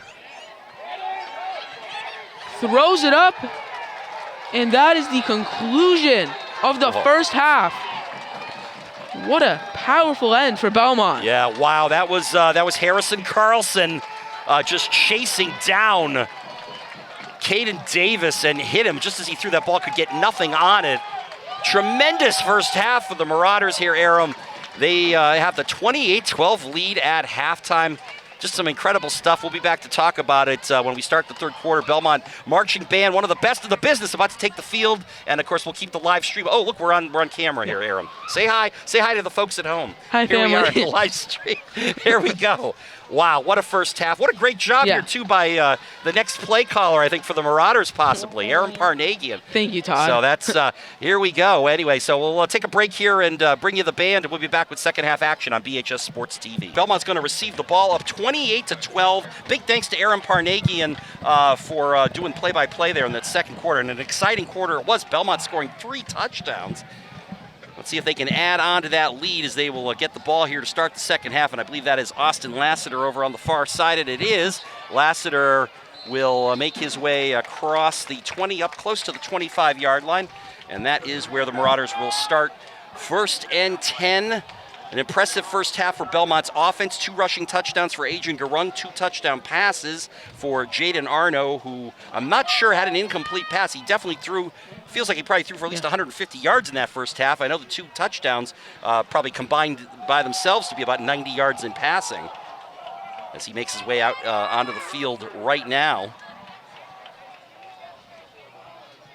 And we'll see if the Marauder offense can pick up where it left off. It was truly a special half for Belmont. Second most points put up against Woburn this season. And they only played a half of football. Exactly. That's the scary part. Only team to surpass them, BC High. Yep, Division I BC High, and actually top 20 school in the state. Here comes Austin Lassiter on a little power sweep here to the near side, and he'll be close to a first down. Got about 8 yards before he's tripped up. By the way, really quick, earlier in the game we had a little pass play here from Jaden Arno to Bryce Hubbard, and I was trying to make the comparison back 4 years ago. The last time Belmont beat Woburn, right here at Harris Field, 42-7, and on that night it was Avery Arno with 3 touchdown passes to, I can't believe I got his name wrong the first time, Zach Hubbard. My apologies. Zach Hubbard, big friend of the show. He might even be watching us tonight from Northeastern. Might be watching on his phone somewhere while he wraps up his studies at Northeastern University. But Zach Hubbard, a former captain, along with Avery Arno, and now the Arno-Hubbard next generation out there showing it how it's done. Jaden Arno with an impressive first half. And he right now is in the shotgun with Garung to his right. He fakes the handoff to Garung, and Jaden will keep it himself. And he'll be tackled from behind there. I think that was Dylan Sigsbury, number 12, with the stop, but a first down run for Jaden Arno, who has done very little wrong here tonight. Speaking of Arno, he's getting it done both in the air and on his legs. All of Belmont's rushing attack today has actually been getting it done, at least 100 yards. Jaden Arno also with the the little pass on the 2-point conversion too. I guess you get credit for something on that. I guess it's a 2-point pass completion. That was to Austin Lassiter in the first half. Marauders, so far to this point in the game, have been kind of carving up this Woburn defense, which came in highly touted, but Marauders have had an answer. That offensive line for Belmont tonight has done just a tremendous job, and we'll again run through those names in a moment because they do deserve a lot of praise for the way they're playing. Here's a run up the middle to Garung, and Garung is into Woburn territory and close to another first down. That line being manned by Enzo Passos, Daniel Martins, co-captain Ryan Halloran, Harrison Carlson, and Zach Zadam. Not in any particular order, except I guess it's numerical as I was reading through the roster. That's not the way they line up on the line, but the 5 of them have teamed up to become a very strong weapon here in Belmont's offensive arsenal. It's going to be 2nd and 2. Marauders have 2 receivers to the near side, 1 to the far side, but keep an eye on Lassiter. He's currently lined up tight. Now he'll stay there, and it'll be a handoff to Garung. Garung's got a first down. He's got more. Adrian Garung building on his strong performance. Still going, and he's into the Woburn red zone as they'll mark him down at the 18-yard line. Adrian Garung, who had 2 touchdown runs in the first half. One of them, I believe, was like a 51-yarder. And right there, just picking up where he left off, trying to say, I'm the best running back in this game tonight, and showing the kind of season he's had and the kind of career he's had. One of Belmont's senior captains, and he's really had a great night tonight. Offense still on fire. It's almost like there wasn't a halftime there. Yeah, I know. Well, I know. These 2 teams, you see how quickly they rushed up to their sidelines while the Belmont band was still performing. They wanted to get going here. Belmont trying to take advantage. They scored at the end of the first half. They're trying to score here at the start of the second half, as they had deferred the kickoff, which we thought might backfire as Woburn had scored on that opening drive. There's a fake, and now a handoff to Adrian Garung. Will bounce off tackles again. Plows forward. He's inside the 10-yard line, close to another first down. Belmont really getting it done on the ground this drive. Killing Woburn. Yeah, I mean, Adrian Garung, I mean, just, here I was reading some stuff this week about how Brian Ferreira, spends half his day in the weight room or whatever when he's not taking high school classes and practicing with his teammates. But here it's Adrian Garung who is exhibiting the strength, speed, agility. I mean, that first touchdown run he had when, as you said, Aram, he out-juked about 4 Woburn defenders. It's 2nd and short once again, and Garung is to Jaden Arno's right. He'll take the handoff. Check that. No, it's a fake. It's a fake handoff. And Jaden Arno will keep it, and he'll have a first down inside the 10. It'll be 1st and goal for the Marauders, looking to add on to a 16-point lead. We were just talking about Garung juking out people. Arno showing off he can do the same thing. They're going to mark him just a little short, however, so it's going to be 3rd down and less than a yard. Upcoming with the ball spotted at the Woburn 9-yard line as Jaden Arno went to Coach Brian McCrae in his 3rd season at the helm for the Marauders. Marauders looking to match their win total of each of the last 2 seasons. They come into tonight 3-3, and they're 2-1 in the Middlesex League's Liberty Division, a chance to take sole possession of first place. Here's a handoff to Garung. He's got the first down on 3rd and short. He's down inside the 5. Loose. Oh, there was a fumble perhaps. Woburn is saying they might have recovered, but we'll wait for the officials to make the call, and they're going to say first down Belmont. So the ball might have popped loose for a moment, but either Garung or one of the other Marauders fell on top of it. So it's 1st and goal at the Woburn 5-yard line as big number 79, Seamus Murphy, checks into the ball game. He's a sophomore. You wouldn't know it looking at him. One of the linemen playing on both the offensive and defensive side. He comes in and gives one of the regulars a spell, as does Garung coming now back in, and Austin Lassiter checks out on this play. 1st and goal at the 5. Perhaps Seamus Murphy in there to run a tight formation here. As the Garung gets the snap. They are tight. Garung took the direct snap. Yep. He plows forward near the goal line. They're going to say he's short of the end zone. Almost like the bunch formation that Woburn usually runs. Wow, Brian McRae trying to give Jack Belcher a taste of his own medicine here. And wow, Marauders now with a 2nd and goal at the 1-yard line.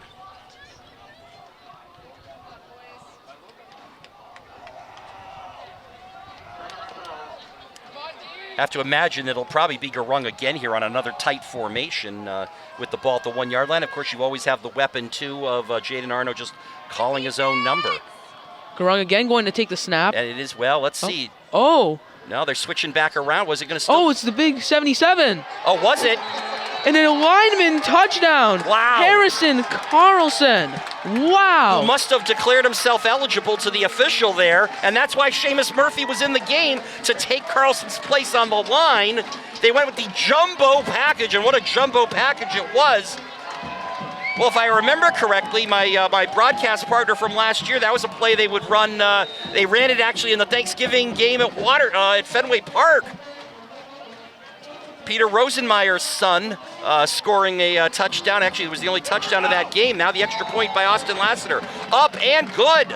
So the teams will come back upfield with 5 minutes and 15 seconds to go in the 3rd quarter. And can you believe it? The Belmont Marauders lead the Woburn Tanners by a score of 35-12, trying to give the Tanners only their 2nd loss of the season. And 1st in the Middlesex League's Liberty Division. Belmont blowing the doors off of Woburn right now. You would not expect that if you were watching warm-ups. Woburn really intimidating, but haven't shown that in this game. Well, maybe they were trying to intimidate because maybe Jack Belcher had a feeling. I don't know. Maybe he was trying to do whatever kind of mental edge he could take because, I don't know what kind of week, they had at practice. I think the Marauders certainly had a good week of practice because it's showing here tonight.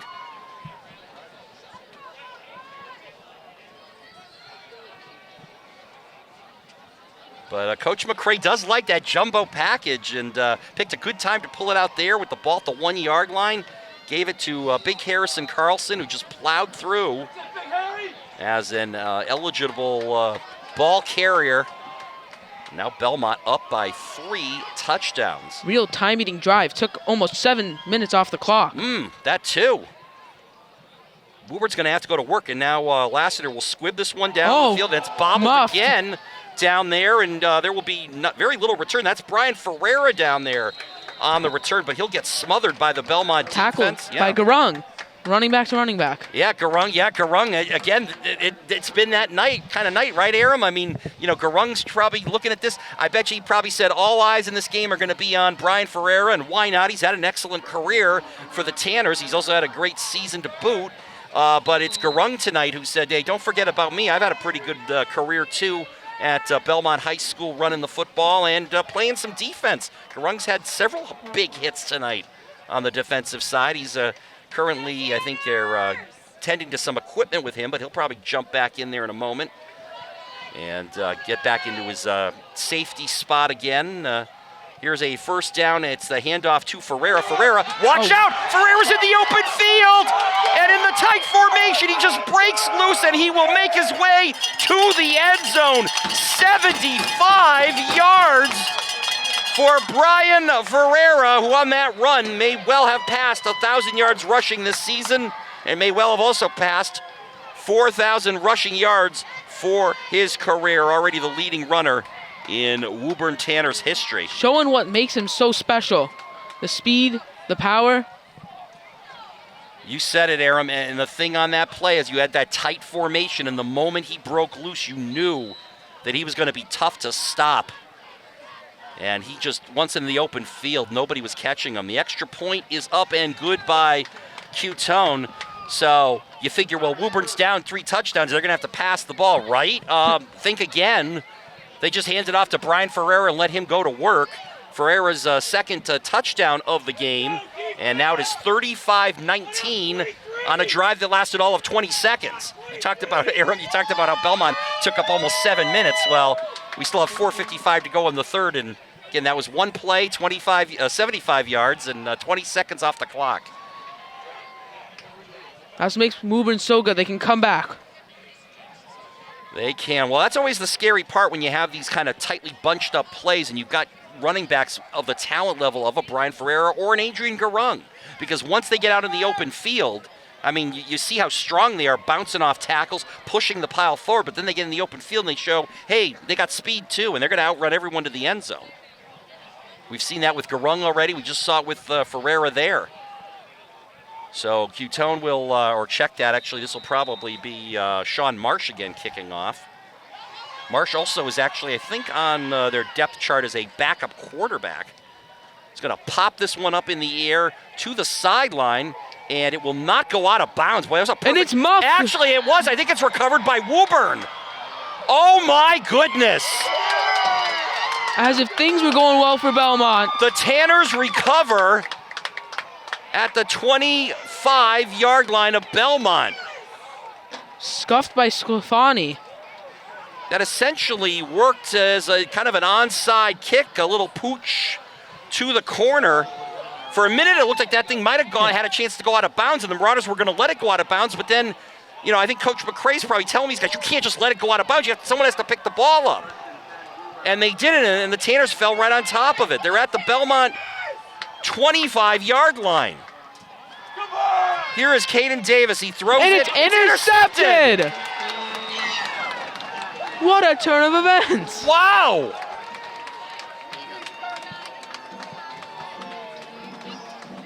Number 10. That was Bryce Hubbard, right, with the interception? Wobbling back, but... Wow! Well, this game certainly is not lacking for drama. If you just joined us with 4:42 left to go here in the third quarter, where the heck have you been? Marauders currently with a 35-19 lead over the Woburn Tanners. First place at stake in the Liberty Division of the Middlesex League. Marauders looking to improve to 4-3 on the season overall and 3-1 in league play. And currently with the 16-point lead, got a little hairy there though. Woburn pulled off kind of a bizarre-looking onside kick where they just jumped on the ball because the Marauders just let the ball kind of sit there at their own 25. They fell on it, but on the very next play, Caden Davis throws an interception to Bryce Hubbard in tight coverage. So now Jaden Arno and the Belmont offense back out on the field trying to build onto this lead. And as Brian Ferreira showed moments ago, I don't think any lead is big enough. Here's Adrian Garung. He's going to go far side. Garung turns the corner, and he'll be brought down, but not before picking up a first down. Tackle made over there, I believe that was Dylan Sigsbury. All he did was kind of go to the ground and hope that he was going to be able to trip up Garung, and he did on that far side. If he wasn't there, Garung was going to turn the corner and have open real estate downfield running to another score. We're going to see a lot more of Garung in this game as Belmont's trying to take out the clock. Got 4:36 to go here in the third quarter. Belmont 35, Woburn 19. And they're backing up. Now there's a penalty against Belmont, so negate that run for Adrian Garung. Offensive holding. Gonna guess it was probably on the left side of the line. Somebody there helped to spring Garung as he turned the corner. So now it is first and 20 with two receivers split to each side. And Jaden Arno back in his shotgun position with Garung to his right, and Jaden will roll here out to the right side. He's looking, and he will just keep it and get out of bounds.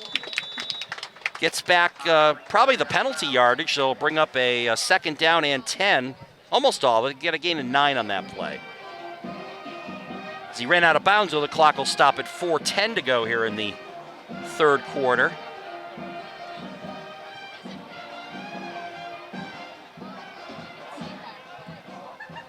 You know, one of the things I was going to say earlier to Aram, or bring up tonight, I was looking at the Boston Globe's top 20, which traditionally always has at least 1 or 2 Middlesex League teams in it. There have been none this year. Nobody in the Middlesex League is currently in the Boston Globe's top 20. I don't know if that's going to change based on any results this week, but it's an interesting year for the Middlesex League. Here is Jaden Arno. He'll throw it in the flat to Garung, and Garung that time's going to be swarmed. Ooh. Yeah, that was Caden Davis, number 2, out of his defensive spot, and Thomas Kanivi bringing down Garung for no gain. Huge third down for Belmont in the field position game right now. Don't want to give Woburn any good field at all. No, and certainly the interception by Bryce Hubbard looming even larger right now, as Woburn was already deep in Belmont territory.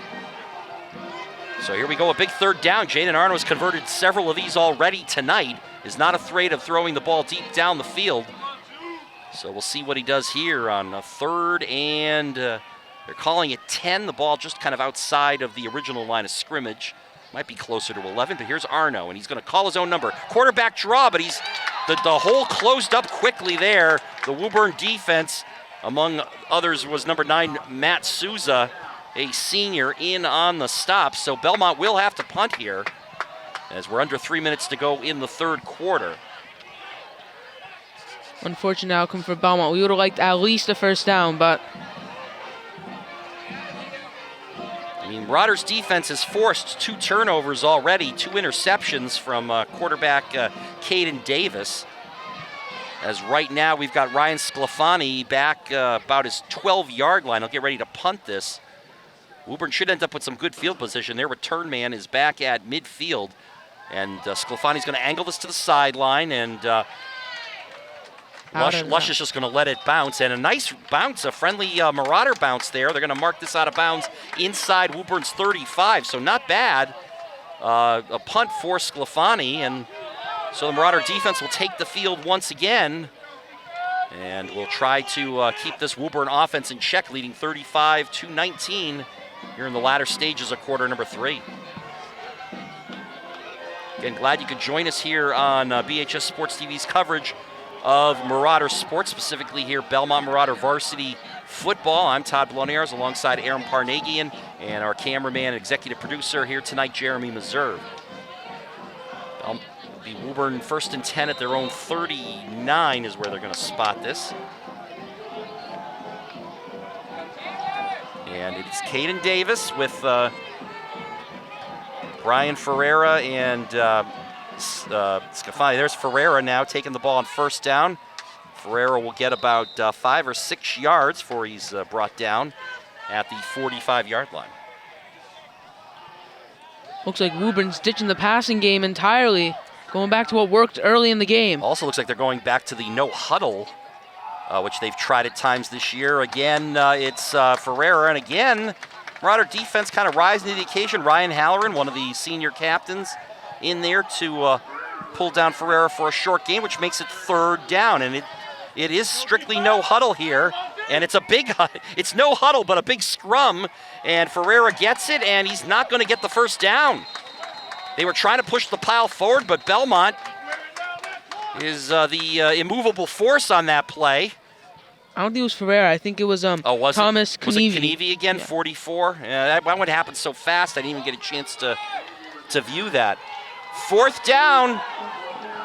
Big implications right now. Jack Belcher is going for it here on fourth down with the ball near midfield, 4th and a long, too. Going for the tush push. And that's not going to work at all. Oh, wait a minute. Oh! No, it is going to work.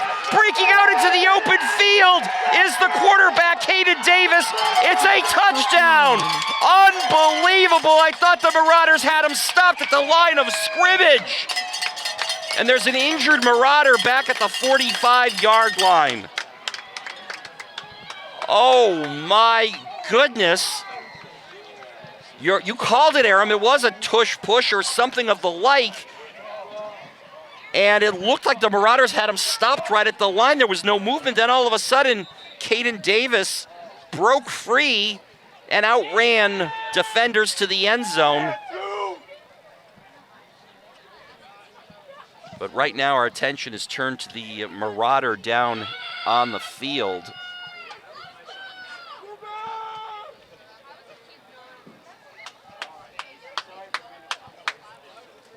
I believe that, yeah, it is at 77, Harrison Carlson, who had the touchdown earlier in this quarter.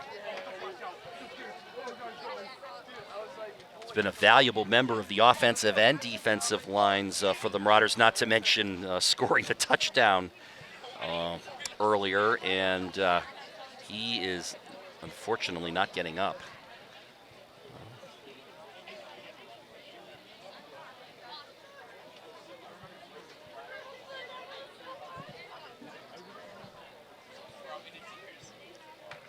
Coach McCray will go out to check on his lineman.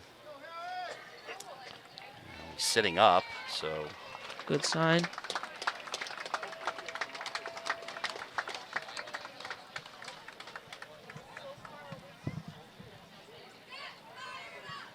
I didn't see what happened. Yeah, we were kind of watching Davis break free there, so I think none of us saw exactly what happened there. But obviously there was a giant scrum, and of course when all those bodies get together, a lot of things can happen. Luckily able to walk it off. Yeah, this is good news. Harrison Carlson walking off on his own power. So perhaps the night is not done for him, and we might see him again.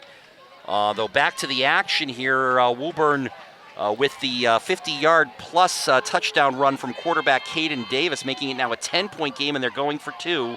And Davis roll out. He throws. It's caught in the end zone by Ryan Pacini for the 2-point conversion. And just like that, it's a one-possession game. Just like that, 15 unanswered points by the Woburn Tanners, and we are still here in the third quarter. And like you said, Aram, it's now a one-possession game. Belmont 35, Woburn 20. 61 seconds remain here in this third quarter. And what a turn of events.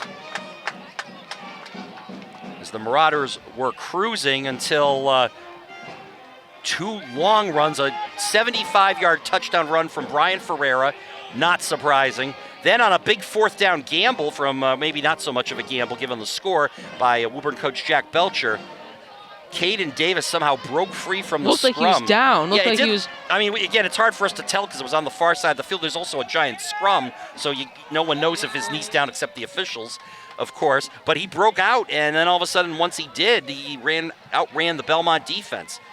Here we go. This is another attempt at some kind of a squib, but it'll be fielded by the Marauders and down. Well, now they're saying the ball popped loose again.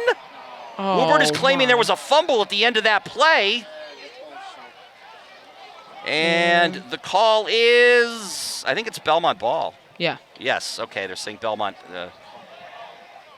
Caught by William Hendrickson.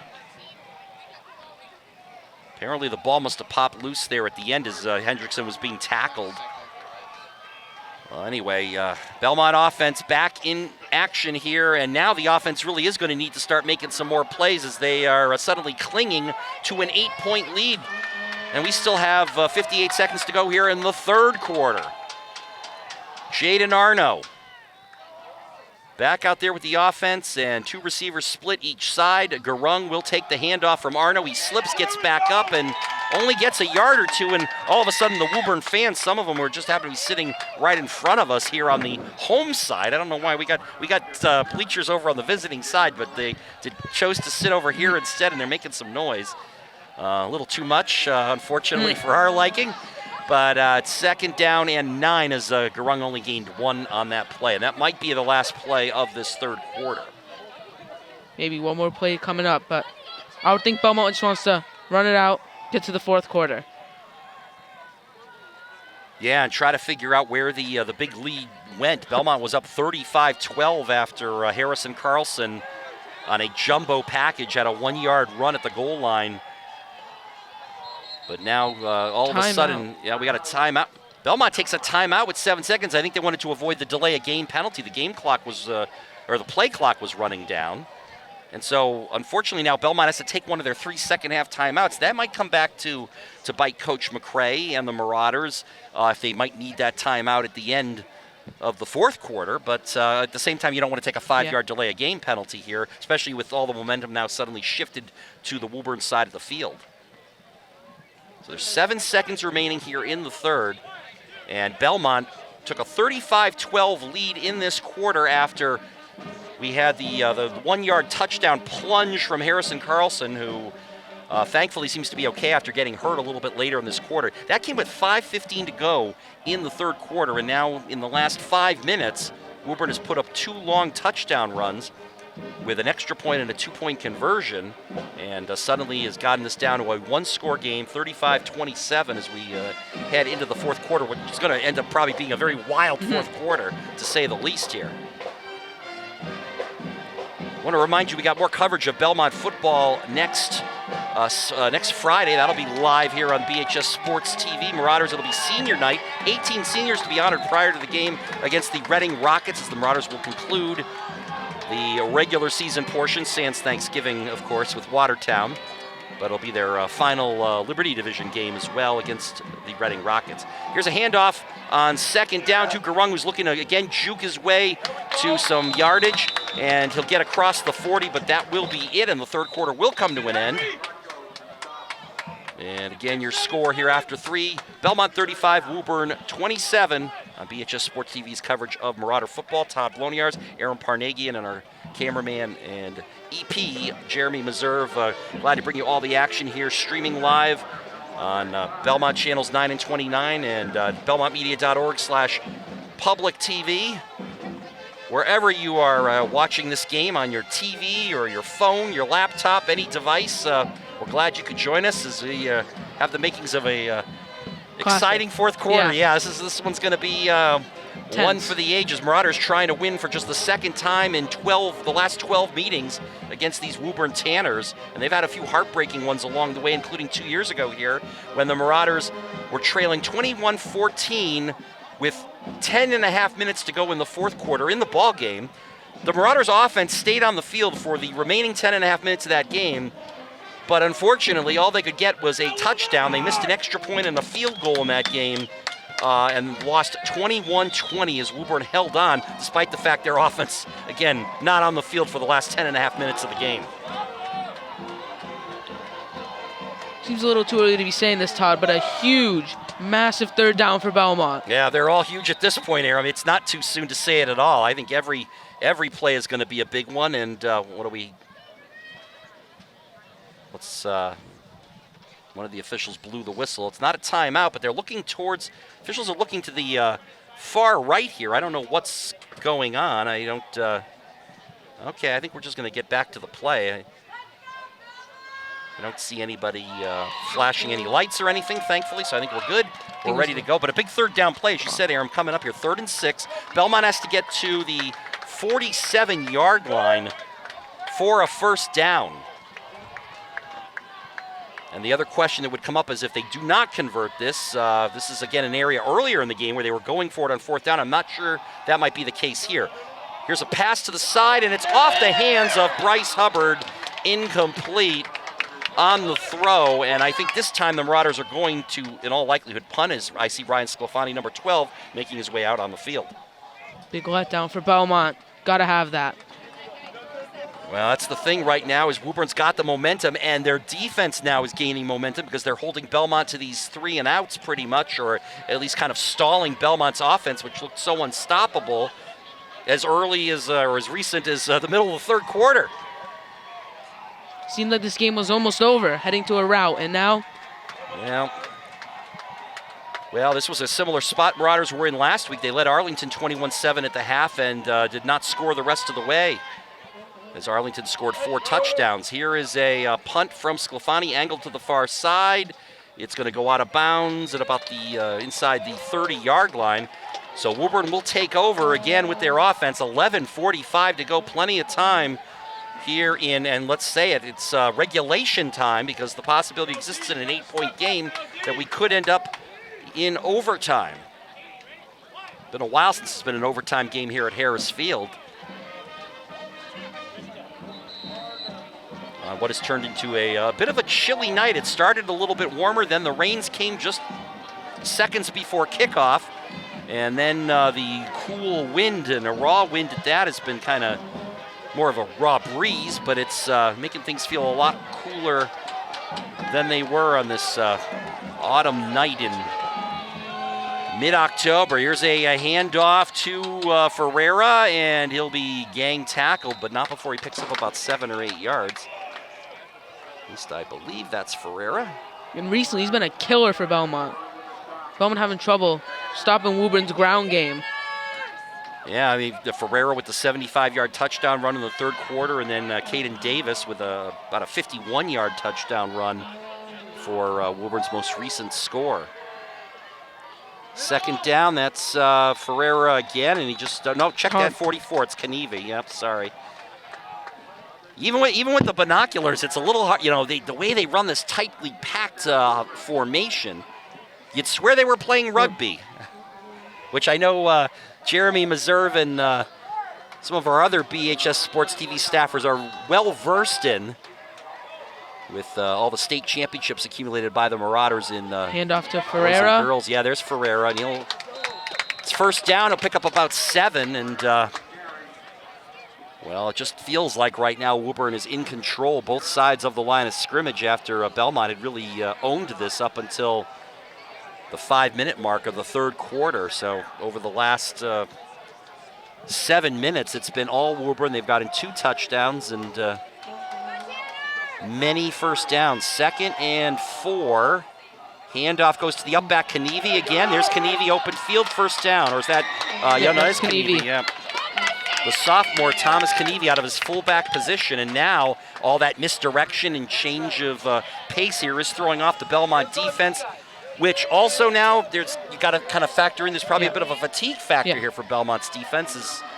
These last few minutes, they've been on the field quite a bit, and that's why Woburn seems to be running this no. Oh, it's a fumble! Recovered! And guess who recovered it? Harrison Carlson of the Marauders recovered the fumble. It was a bad pitch. And Carlson was right there to fall on it. And boy, has he had a roller coaster second half, Aram, scoring a touchdown earlier, then getting hurt on one of Woburn's touchdowns. And right there, defense recently bailing out the offense, keeping Belmont up top. On these plays like that, I always like to say he was Johnny on the spot, or in this case, Harrison on the spot, as he was in the right place at the right time to pounce on that loose ball. Big turnover. That is the third turnover of the game for Woburn. There have been the 2 interceptions by Davis, and now a fumble. Marauders took advantage of the first 2. I think they took advantage of the first 2 into scores. So let's see if they can, Jaden Erno and the offense can turn this into some points. Once again, Marauders need some points here, only leading a very tenuous 8-point lead. Here's the fake, and now a long throw downfield. There's Logan! Logan going down the sideline, he beats the defense again, and Brian Logan's gonna have his 2nd long touchdown of the night! 65 yards to pay dirt for Brian Logan, the senior co-captain. Showing off the Jets once again. Logan on 2 plays alone, he's got 2 receiving touchdowns, and on those 2 plays, I think has 120 yards in receptions. Another perfect long throw downfield by quarterback Jaden Arno, and again, Logan beating the defense. And again, the Belmont High School Marching Band playing the Marauder Victory March, and we love it. We've been hearing it a lot tonight. Big score with 9:47 to go here in the 4th. Marauders again extending the lead to 2 scores. And now they're going for 2? I think that would probably make sense here. They're right now up 14. They're going to try to make it a 16-point lead. Spread offense, and Arno will take the snap out of the shotgun position, with Garung coming in motion, and it's going to be Arno running, and he'll hold on, and he'll score. Jaden Arno will run it in for the 2-point conversion, And the teams will come back upfield with 9:47 to go here in regulation. Belmont leads 43. Check that, 45 to 20. Is it 43. A little bit of confusion. They're Yeah. actually adding point there. 43-27, that was it. I think they were giving some points to Woburn there. Or actually, no, I think they subtracted 2 from Woburn instead of giving 2 to the Marauders. I think they, Well, they did originally, then they fixed it. No, we're fine. Jeremy's got that scoreboard certainly in the right position. I know that. But up on the scoreboard here at Harris Field, I think they thought because Woburn allowed the points, they were going to subtract 2 points. I don't think it works like that. I think you're supposed to just add points. You don't. If the defense gives a point, you don't subtract from their total. I don't know, unless you're playing like a video game. Maybe it works in, Sega Genesis or something. But Marauders are going to kick off here from the 40-yard line. That is a big score to answer the last 2 scores for Woburn. This second half has just been momentum shifting. Started with Belmont. Woburn, 15 unanswered, now back with Belmont. Can they put the nail in the coffin? That's the question. Here's Austin Lassiter. He will squib it downfield. Oh, right to the up man who catches it. And so Woburn's going to start this drive in some good field position. That was, was that Caden Davis playing in the up man spot, I think? That was Luke Nelson, number 52. Oh, okay. All right. Woburn's going to start this drive at their own 49-yard line. Still plenty of time to go here in the fourth quarter / regulation. 9:47 to be precise. They'll actually spot that at the 48-yard line of Woburn. So Jack Belcher will talk it over with Caden Davis and Brian Ferreira and the rest of the Woburn offense. Well, unlike with Belmont, who can strike on the arm, they can either strike on the legs of Garung or the arm of Jaden Arno. With Woburn, it's kind of more of a one-dimensional as far as it's really about the run. And as Caden Davis has thrown 2 interceptions, and you don't expect him to be able to have a successful pass deep downfield. But just as I say that, he's going to try one, and it will be incomplete. Flag. But they're going to throw a flag on the far side. And I think it was Sclafani and number 9 also down there, Regan. Pass interference? Yeah, I think they're going to call that as, yep, and it will be a spot foul. So that's going to bring the ball right down to the spot of the penalty. Well, wait a minute now. What's going on? No, it's Going back. Oh, I'm sorry. You know what? They're not, are they going to, well, what are they doing? Are they saying offensive pass interference? No, they're going to walk off from 15. Oh, okay, they're just going to walk off 15. I thought they were going to put it, I thought it was a spot foul, but I think it's just 15 yards. So they're going to spot it right there, yeah. All right, so it's a 15-yard penalty, so Belmont gets spared a few yards on that play, but it's still a first down for Woburn at the Belmont 38-yard line. Here's the tight formation. There's Brian Ferreira taking the ball. Brian Ferreira trying to break some tackles, and he will not do so. As the Marauders were down there to make the stop. There's a Marauder down on the field. Yeah, there is a Marauder on the far side. I think that might be number 10, Bryce Hubbard, I think. Yeah. Getting up, though. He's trying to get up, but now he's trying to put some pressure on one of his legs. He got tripped up, I think, on the back end of that play. Marauders' defense actually played well there. That was Jediah Chavette who stopped Ferreira for a relatively short game.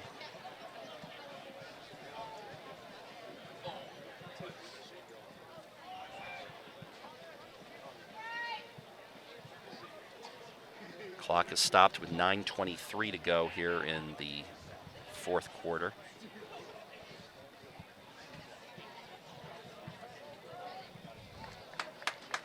And Bryce Hubbard is up on his feet, although limping off the field. So his status for the remainder of this game is uncertain. But certainly a good sign to see him walk off on his own power. If his big brother Zach is watching us on the live stream tonight. Of course, I'm sure Zach probably having some memories now of that game 4 years ago that the Marauders won 2019 against these Tanners, 42-7, with Avery Arno and Zach Hubbard hooking up for 3 touchdown passes. Now here is a handoff on first down. That's, I believe, Ferreira again. Third and short, and the problem Woburn might start running into is the clock, because they're running. The clock's going to keep ticking after every play. Yep, that is true. That is true. Well, it will stop it'll stop momentarily for the first downs if Woburn's going to get some first downs. We got third and 5 here. Marauders making a couple nice, or 4. Okay, so they've held Ferreira to 6 yards here on a couple of runs. It's going to go to Ferreira again. He's looking left. Stuffed at the line. Wow. Great defensive stand from the Marauders. Yeah, I'm trying to see, and the player getting up slowly is the one who, that's Harrison Carlson again. Harrison Carlson pushed back the guy who was trying to block him, and as a result, Ferreira had nowhere to go. He kind of ran into a wall there, and that's what now presents us with 4th and 4, as Ferreira did not gain anything on that 3rd down run. So here we go. Jack Belcher going for it. His team down 16, 8-17 to go. Big play here on both sides. And it's going to be a little trickeration. End around to number. Yep, there's the end around, and it's going to number 3. And there's Ryan a flag. Lush, but there is a flag on the play. Yeah. Big run from Ryan Lush. Yeah, Lush has scored a touchdown if it stands, but we're going to wait and see. The flag was thrown in the backfield. It is holding on. No, holding on the Tanners. Bring that back. Take those points off the board. So they'll have to replay 4th down. Offensive holding against Woburn. It was a great play call, but now what are they going to run? Yeah, they tried the old end around there with. Who'd you say that was? That was Pacini, Ryan. No, Pacini. Ryan Lush. Oh, Ryan Lush. I'm sorry, number 3, Ryan Lush. And it says 1st down. Well, wait a minute. What? How are they getting a? Oh, I guess they're going to say it was after. Okay, the holding must have taken place after the 1st down was obtained, so it's a 1st down. Oh, another end around. This Here we time go. Yes, stuffed look out. Woo! Number Big 11. stop there. Who's William that? Hendrickson. William Hendrickson again. He's making a name and number for himself here with another nice defensive play. And that's a big tackle for loss by Hendrickson.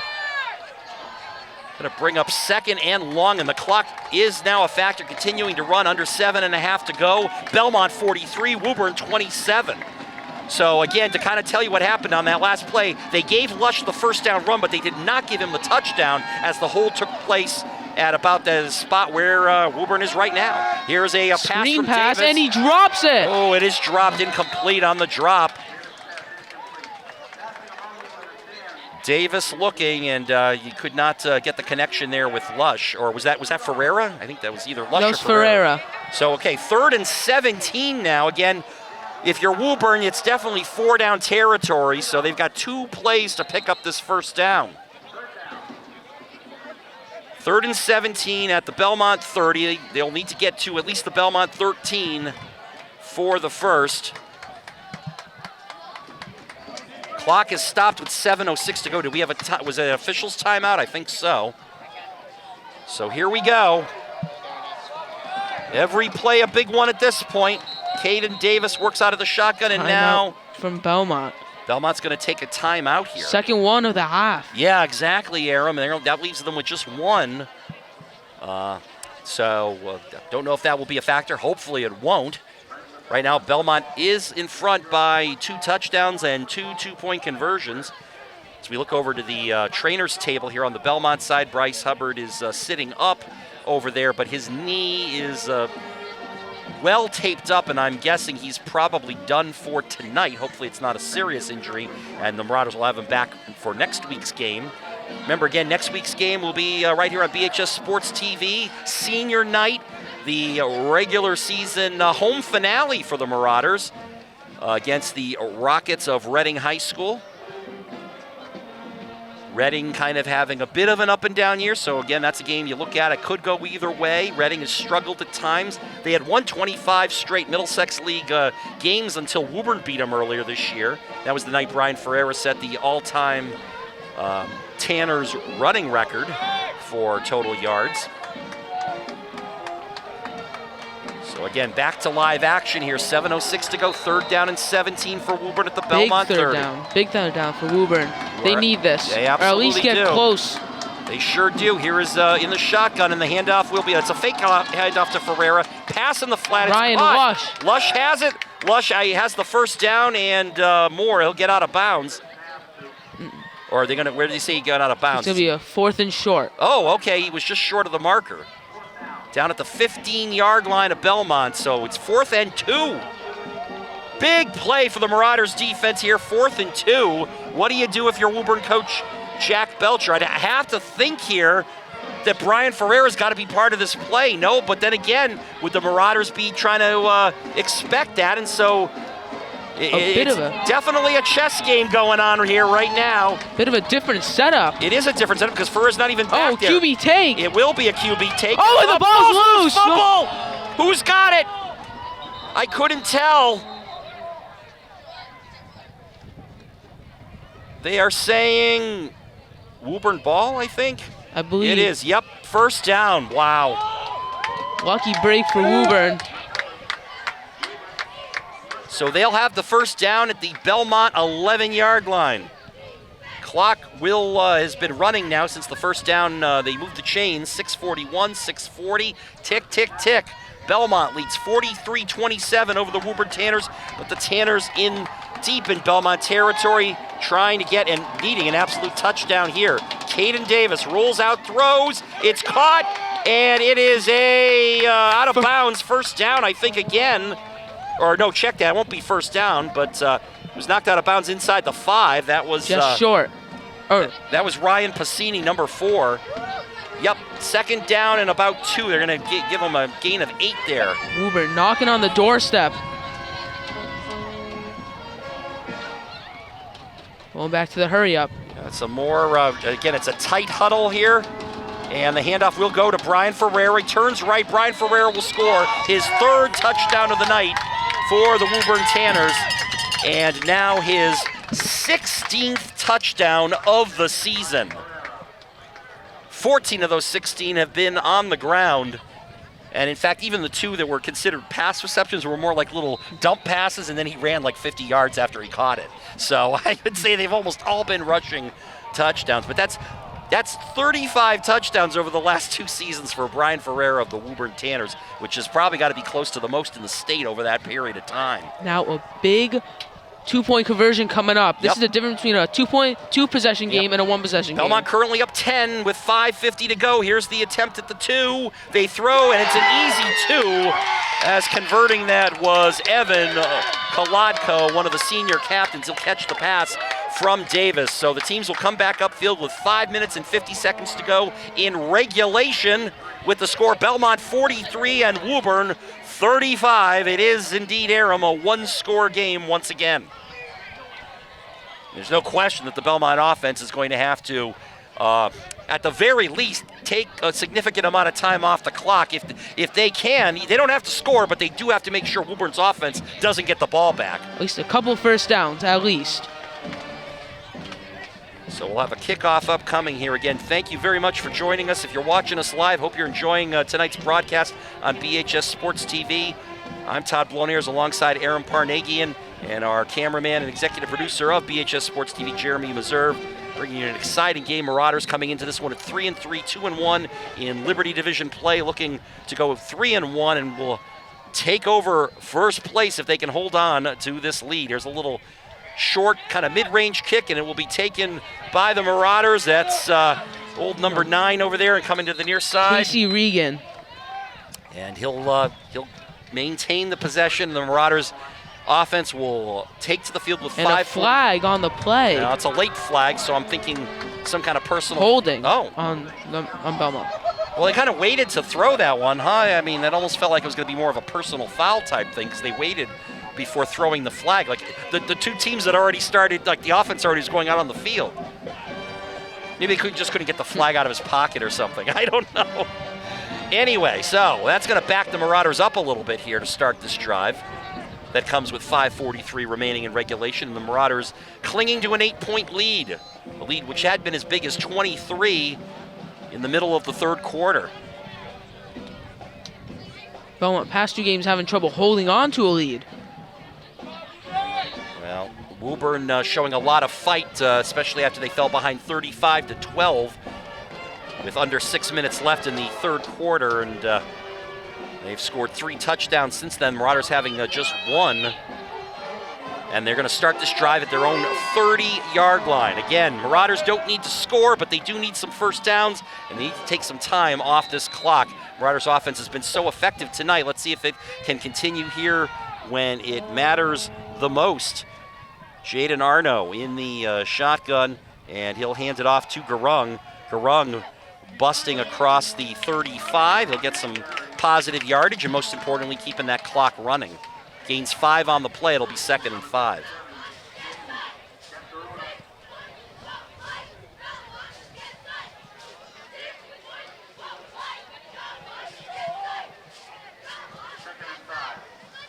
What a ball game. If you like offense, 78 total points so far tonight, and I have a feeling we have not seen the last of the scoring in this game.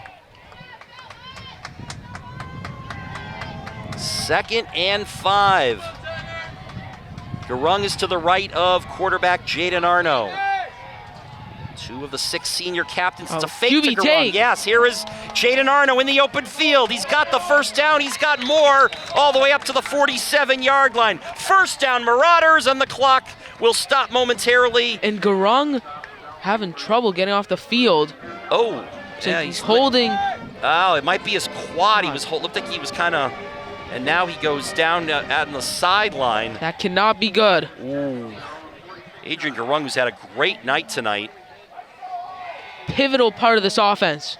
He's what keeps this offense moving. Draws so much attention from the defenses. Opens up the passing game as well. Oh, yeah, you're absolutely right, Aram. There's no question about that. And right now they'll have to bring in number 6 into the game. That would be Jaden Rodriguez.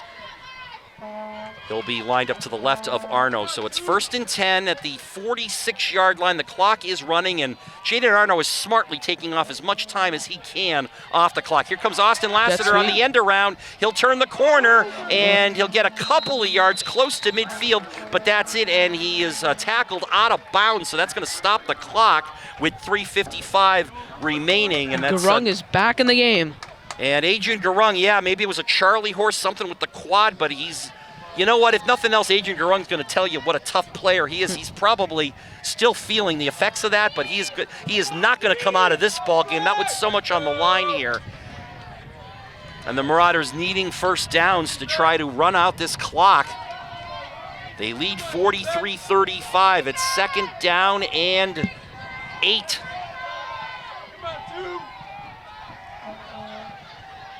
Gurung to the left of Jaden Arno, who looks over to the sideline for some guidance, and now he'll be ready to take the snap out of the shotgun. And it goes. Oh, and it's a fumble! The ball is loose, and it is recovered by number 7, Jason Patamis. Check it, number 2. It's Caden Davis again. The one thing that could not have happened. Belmont took some time off the clock, but gave Woburn great starting position. Well, and let's think about that play a little bit, Aram. You bring Gurung back in the game. We know he's not 100%. He had just kind of limped off the field. There was something with the exchange there between Arno and Gurung, and I don't know if the Gurung injury had anything to play in that, but a costly turnover, and Caden Davis, who's thrown a couple of interceptions on offense, trying to atone for that for the Tanners, he recovers the fumble in a game, and I think that's the 2nd or 3rd turnover of the night for the Marauders. And I think they've all been in this half. So we've got 3:50 to go in an 8-point. Oh, it's loose again! And the Marauders are going to get it back!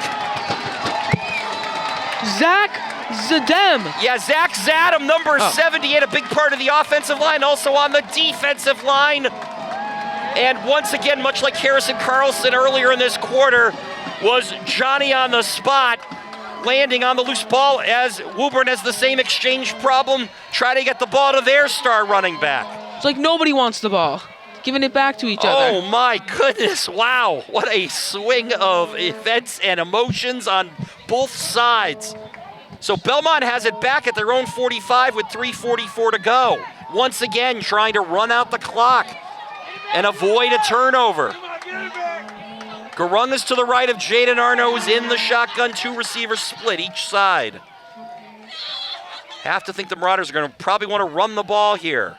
Don't take a chance of throwing a pass that would be incomplete. This time Arno's going to keep it. Arno, and he'll get into Woburn territory to the 49-yard line, a gain of 6 yards, and the clock will continue to run. 3:33, 3:32, 3:31, tick, tick, tick.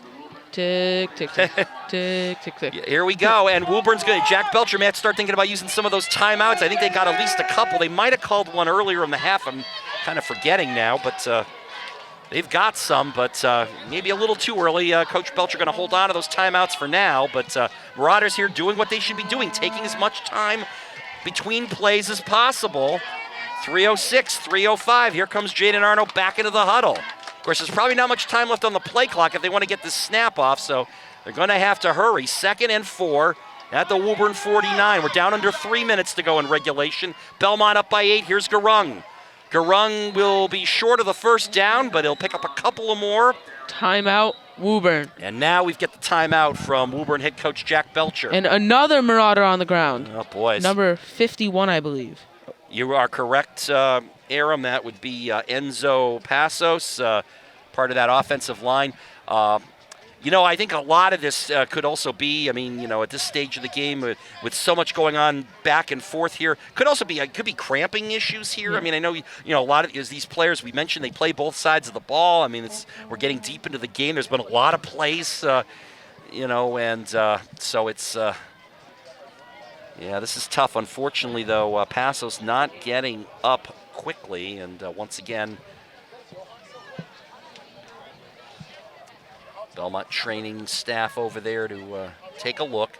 So again, just to kind of set things up for you here, we have 2:46 to go in regulation here in the fourth quarter. It's Belmont 43, Woburn 35 on BHS Sports TV's coverage of Belmont Marauder varsity football. Marauders coming into the game 3-3, 2-1 in the Middlesex League's Liberty Division, and looking to improve to 3-1, and also give Woburn their second overall loss of the season and their first loss in the division. And it would drop Woburn to 2-1 and Belmont to 3-1 if they can hold on. Passos being assisted off the field to the applause of his teammates and the fans here at Harris Field. Hopping off. Another leg injury for Belmont. Yeah, actually, it was just you said that, Aram. I took a look over at the training table where Bryce Hubbard had been sitting, and he actually got up. He's got his knee all taped up, so I don't think he's coming back. But he also got up from the table because I think, unfortunately, Enzo Passos is going to have to head to the trainer's table, and they're going to have to check him out. So 75, William Lockwood. He is a sophomore, and he checks into the game on the Marauder offensive line. Garung's about to get the snap again. 3rd down. It is a direct snap to Adrian Garung. Garung close to the first down marker. But short. I think it's going to be a little bit short, yeah. He had to get to the 45, and he's down at about the 46. Now, what does Belmont do? Yeah. Do you go for it or do you punt it? Great question, Aram. I don't know. What does Coach McCray want to do here? I think he's going to go. I get the feeling he's going to try to go for this and put the nail in the coffin. I think so. Because Ryan Sclafani, number 12, is here on the sideline. He's not going out onto the field, so unless they're going to try a pooch kick, but I doubt that. I think they're going to try to pick this up. 4th and 1. They got to get to the 45-yard line. A tight formation, and you know what? Actually, I think the Marauders were hoping that Woburn was going to jump offside. Belmont takes a timeout. That's what happened there. I think Coach McCray was trying to get the Tanners to jump offside and give Belmont an automatic first down. Now, Sclafani's not going on the field, though. So he's not. Oh, well, let's wait and see here until they actually, because they're still kind of huddled up. We have 2:02 remaining in the fourth quarter / regulation time. Belmont leads by a touchdown and 2-point conversion, 43-35. And it's going to be 4th down and 1. And the Marauders either going to go for this. Of course, if they don't make it, they're going to give Woburn some great field position with a chance to tie the game. But if they do make it, Marauders probably can salt this game away. I'm not even sure they would necessarily need another first down. So it really comes down to this play, Aram. This is it. And if they don't get it, they don't have any more timeouts. Right, yeah, you're right. I think Woburn may have, that might have been their last, well, actually, I think Belmont's last timeout. All or nothing for Coach McCray. Yeah, no, that's, Belmont now out of timeouts, so, but hey, this is the play of the game right here. If you get this, you pretty much won the ball game. 4th and 1, they're gonna go, it's the tush push, as you said. And he gets it! Garung gets the first down inside the Woburn 45-yard line. And that ought to do it. They'll stop the clock momentarily to reset the chains. And timeout for Woburn. I mean, the only hope now for Woburn, they're going to have to try to strip the ball loose, assuming Belmont. I don't know if Belmont can go to, I mean, if they go to just victory formation and try to take a knee, that's going to be hard for Woburn to get a strip of the ball. But that is really Jack Belcher's last hope here for the Woburn Tanners. I gotta say, up to this point, what a game. Tens. Yeah, what a game here it's an understatement here, Aram. I mean, Marauders won the coin toss, but elected to defer to the second half. They let Woburn's offense get the ball first, and they scored a quick touchdown to lead 6-0. And then since then, it has been Belmont. They scored a couple of touchdowns after that to go up 14-6, and they've led ever since. Up by as much as 35-12 in the middle of the third quarter. But then the Woburn Tanners showing just how good they are, and also showing maybe why they've won, in part, 10 of the last 11 meetings between these two schools. Here we go. 1st and 10. And in the shotgun this is not a victory formation yet, so I think the Marauders are going to have to run some plays here. Jaden Arno, and he's got Garung to his right, and he will takes it himself. Yeah, he's going to keep it himself. Quarterback keeper. He's running. Breaks a couple of tackles. The open field. And he falls. And very smartly, he's going to fall down because guess what? Marauders don't need to score, and now that they got the first down, the clock is running. But Woburn does have a timeout left in their pocket, and Jack Belcher's going to take it right here with 1:48 to go. But it's just gotten that much tougher for the Tanners to get the hands on the ball. Great play call there, and again, probably a smart play, Aaron, because right now Adrian Garung has got to be a little bit banged up, and so Jaden just decided he's going to keep it himself, got out there in the open field, again, bouncing off tackles, and picks up a first down, another one, so now they're that much deeper into Woburn territory. And again, I'm not sure that the Marauders really need to get any more first downs. They might be able to, especially if that was the last time out for Woburn. I think they could probably just go to the victory formation here. I think 3 snaps in 1:48. I don't know. I mean, there might be a little bit of time left on a 4th down play. I'm not sure how this is going to work. Boy, I'm watching. Poor Coach McCray. It looks like he's been playing in this game because he's been limping. I've been noticing him limping around in this game too, or on the sidelines. I don't know. Maybe he's feeling the pain of his some of his players tonight who've been certainly getting bruised and banged up in this one. Stress getting to him. Yeah. It's been a stressful game. It has for all of us. Here we go. 1st and 10 at the 30. Hand off to Garung. There's Garung, and he'll just put 2 hands around the football and lunge forward for a short gain. But yeah, no timeouts left for Woburn, because if they did have any, they'd be using them right now. That was their last timeout. So the clock continues to run. We're now down under 90 seconds. And Belmont's going to take every single second off this play clock before they snap the ball again on 2nd and 9.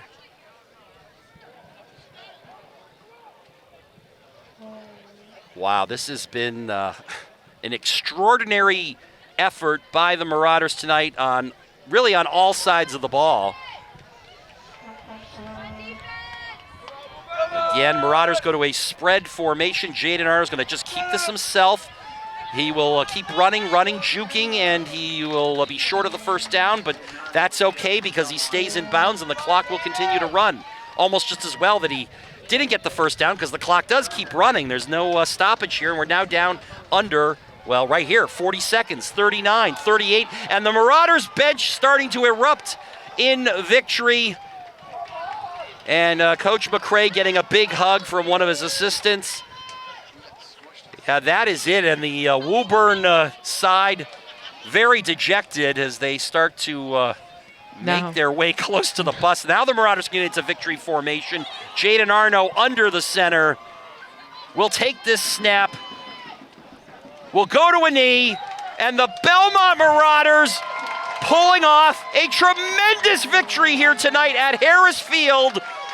beating the Woburn Tanners to move into first place in the Middlesex League's Liberty Division. They improved to 4-3 overall and 3-1 in league play, and Woburn drops to 2-1, a half game behind the Marauders. But the Marauders have the tiebreaker with the head-to-head victory. What a ball game, Aram. Massive game, massive win for the Marauders and their chances in the playoffs. They needed this, and they got it. Great game on both sides of the ball. Yeah, there's no question. They absolutely need this. What an exciting game. Belmont winning it on both sides. Offense, defense, they really controlled the line of scrimmage for most of this game. Woburn, though, to their credit, a very talented team in their own right, and they came back and brought it right down to the wire, but the Marauders hold on to win. Just a quick second here before we sign off tonight.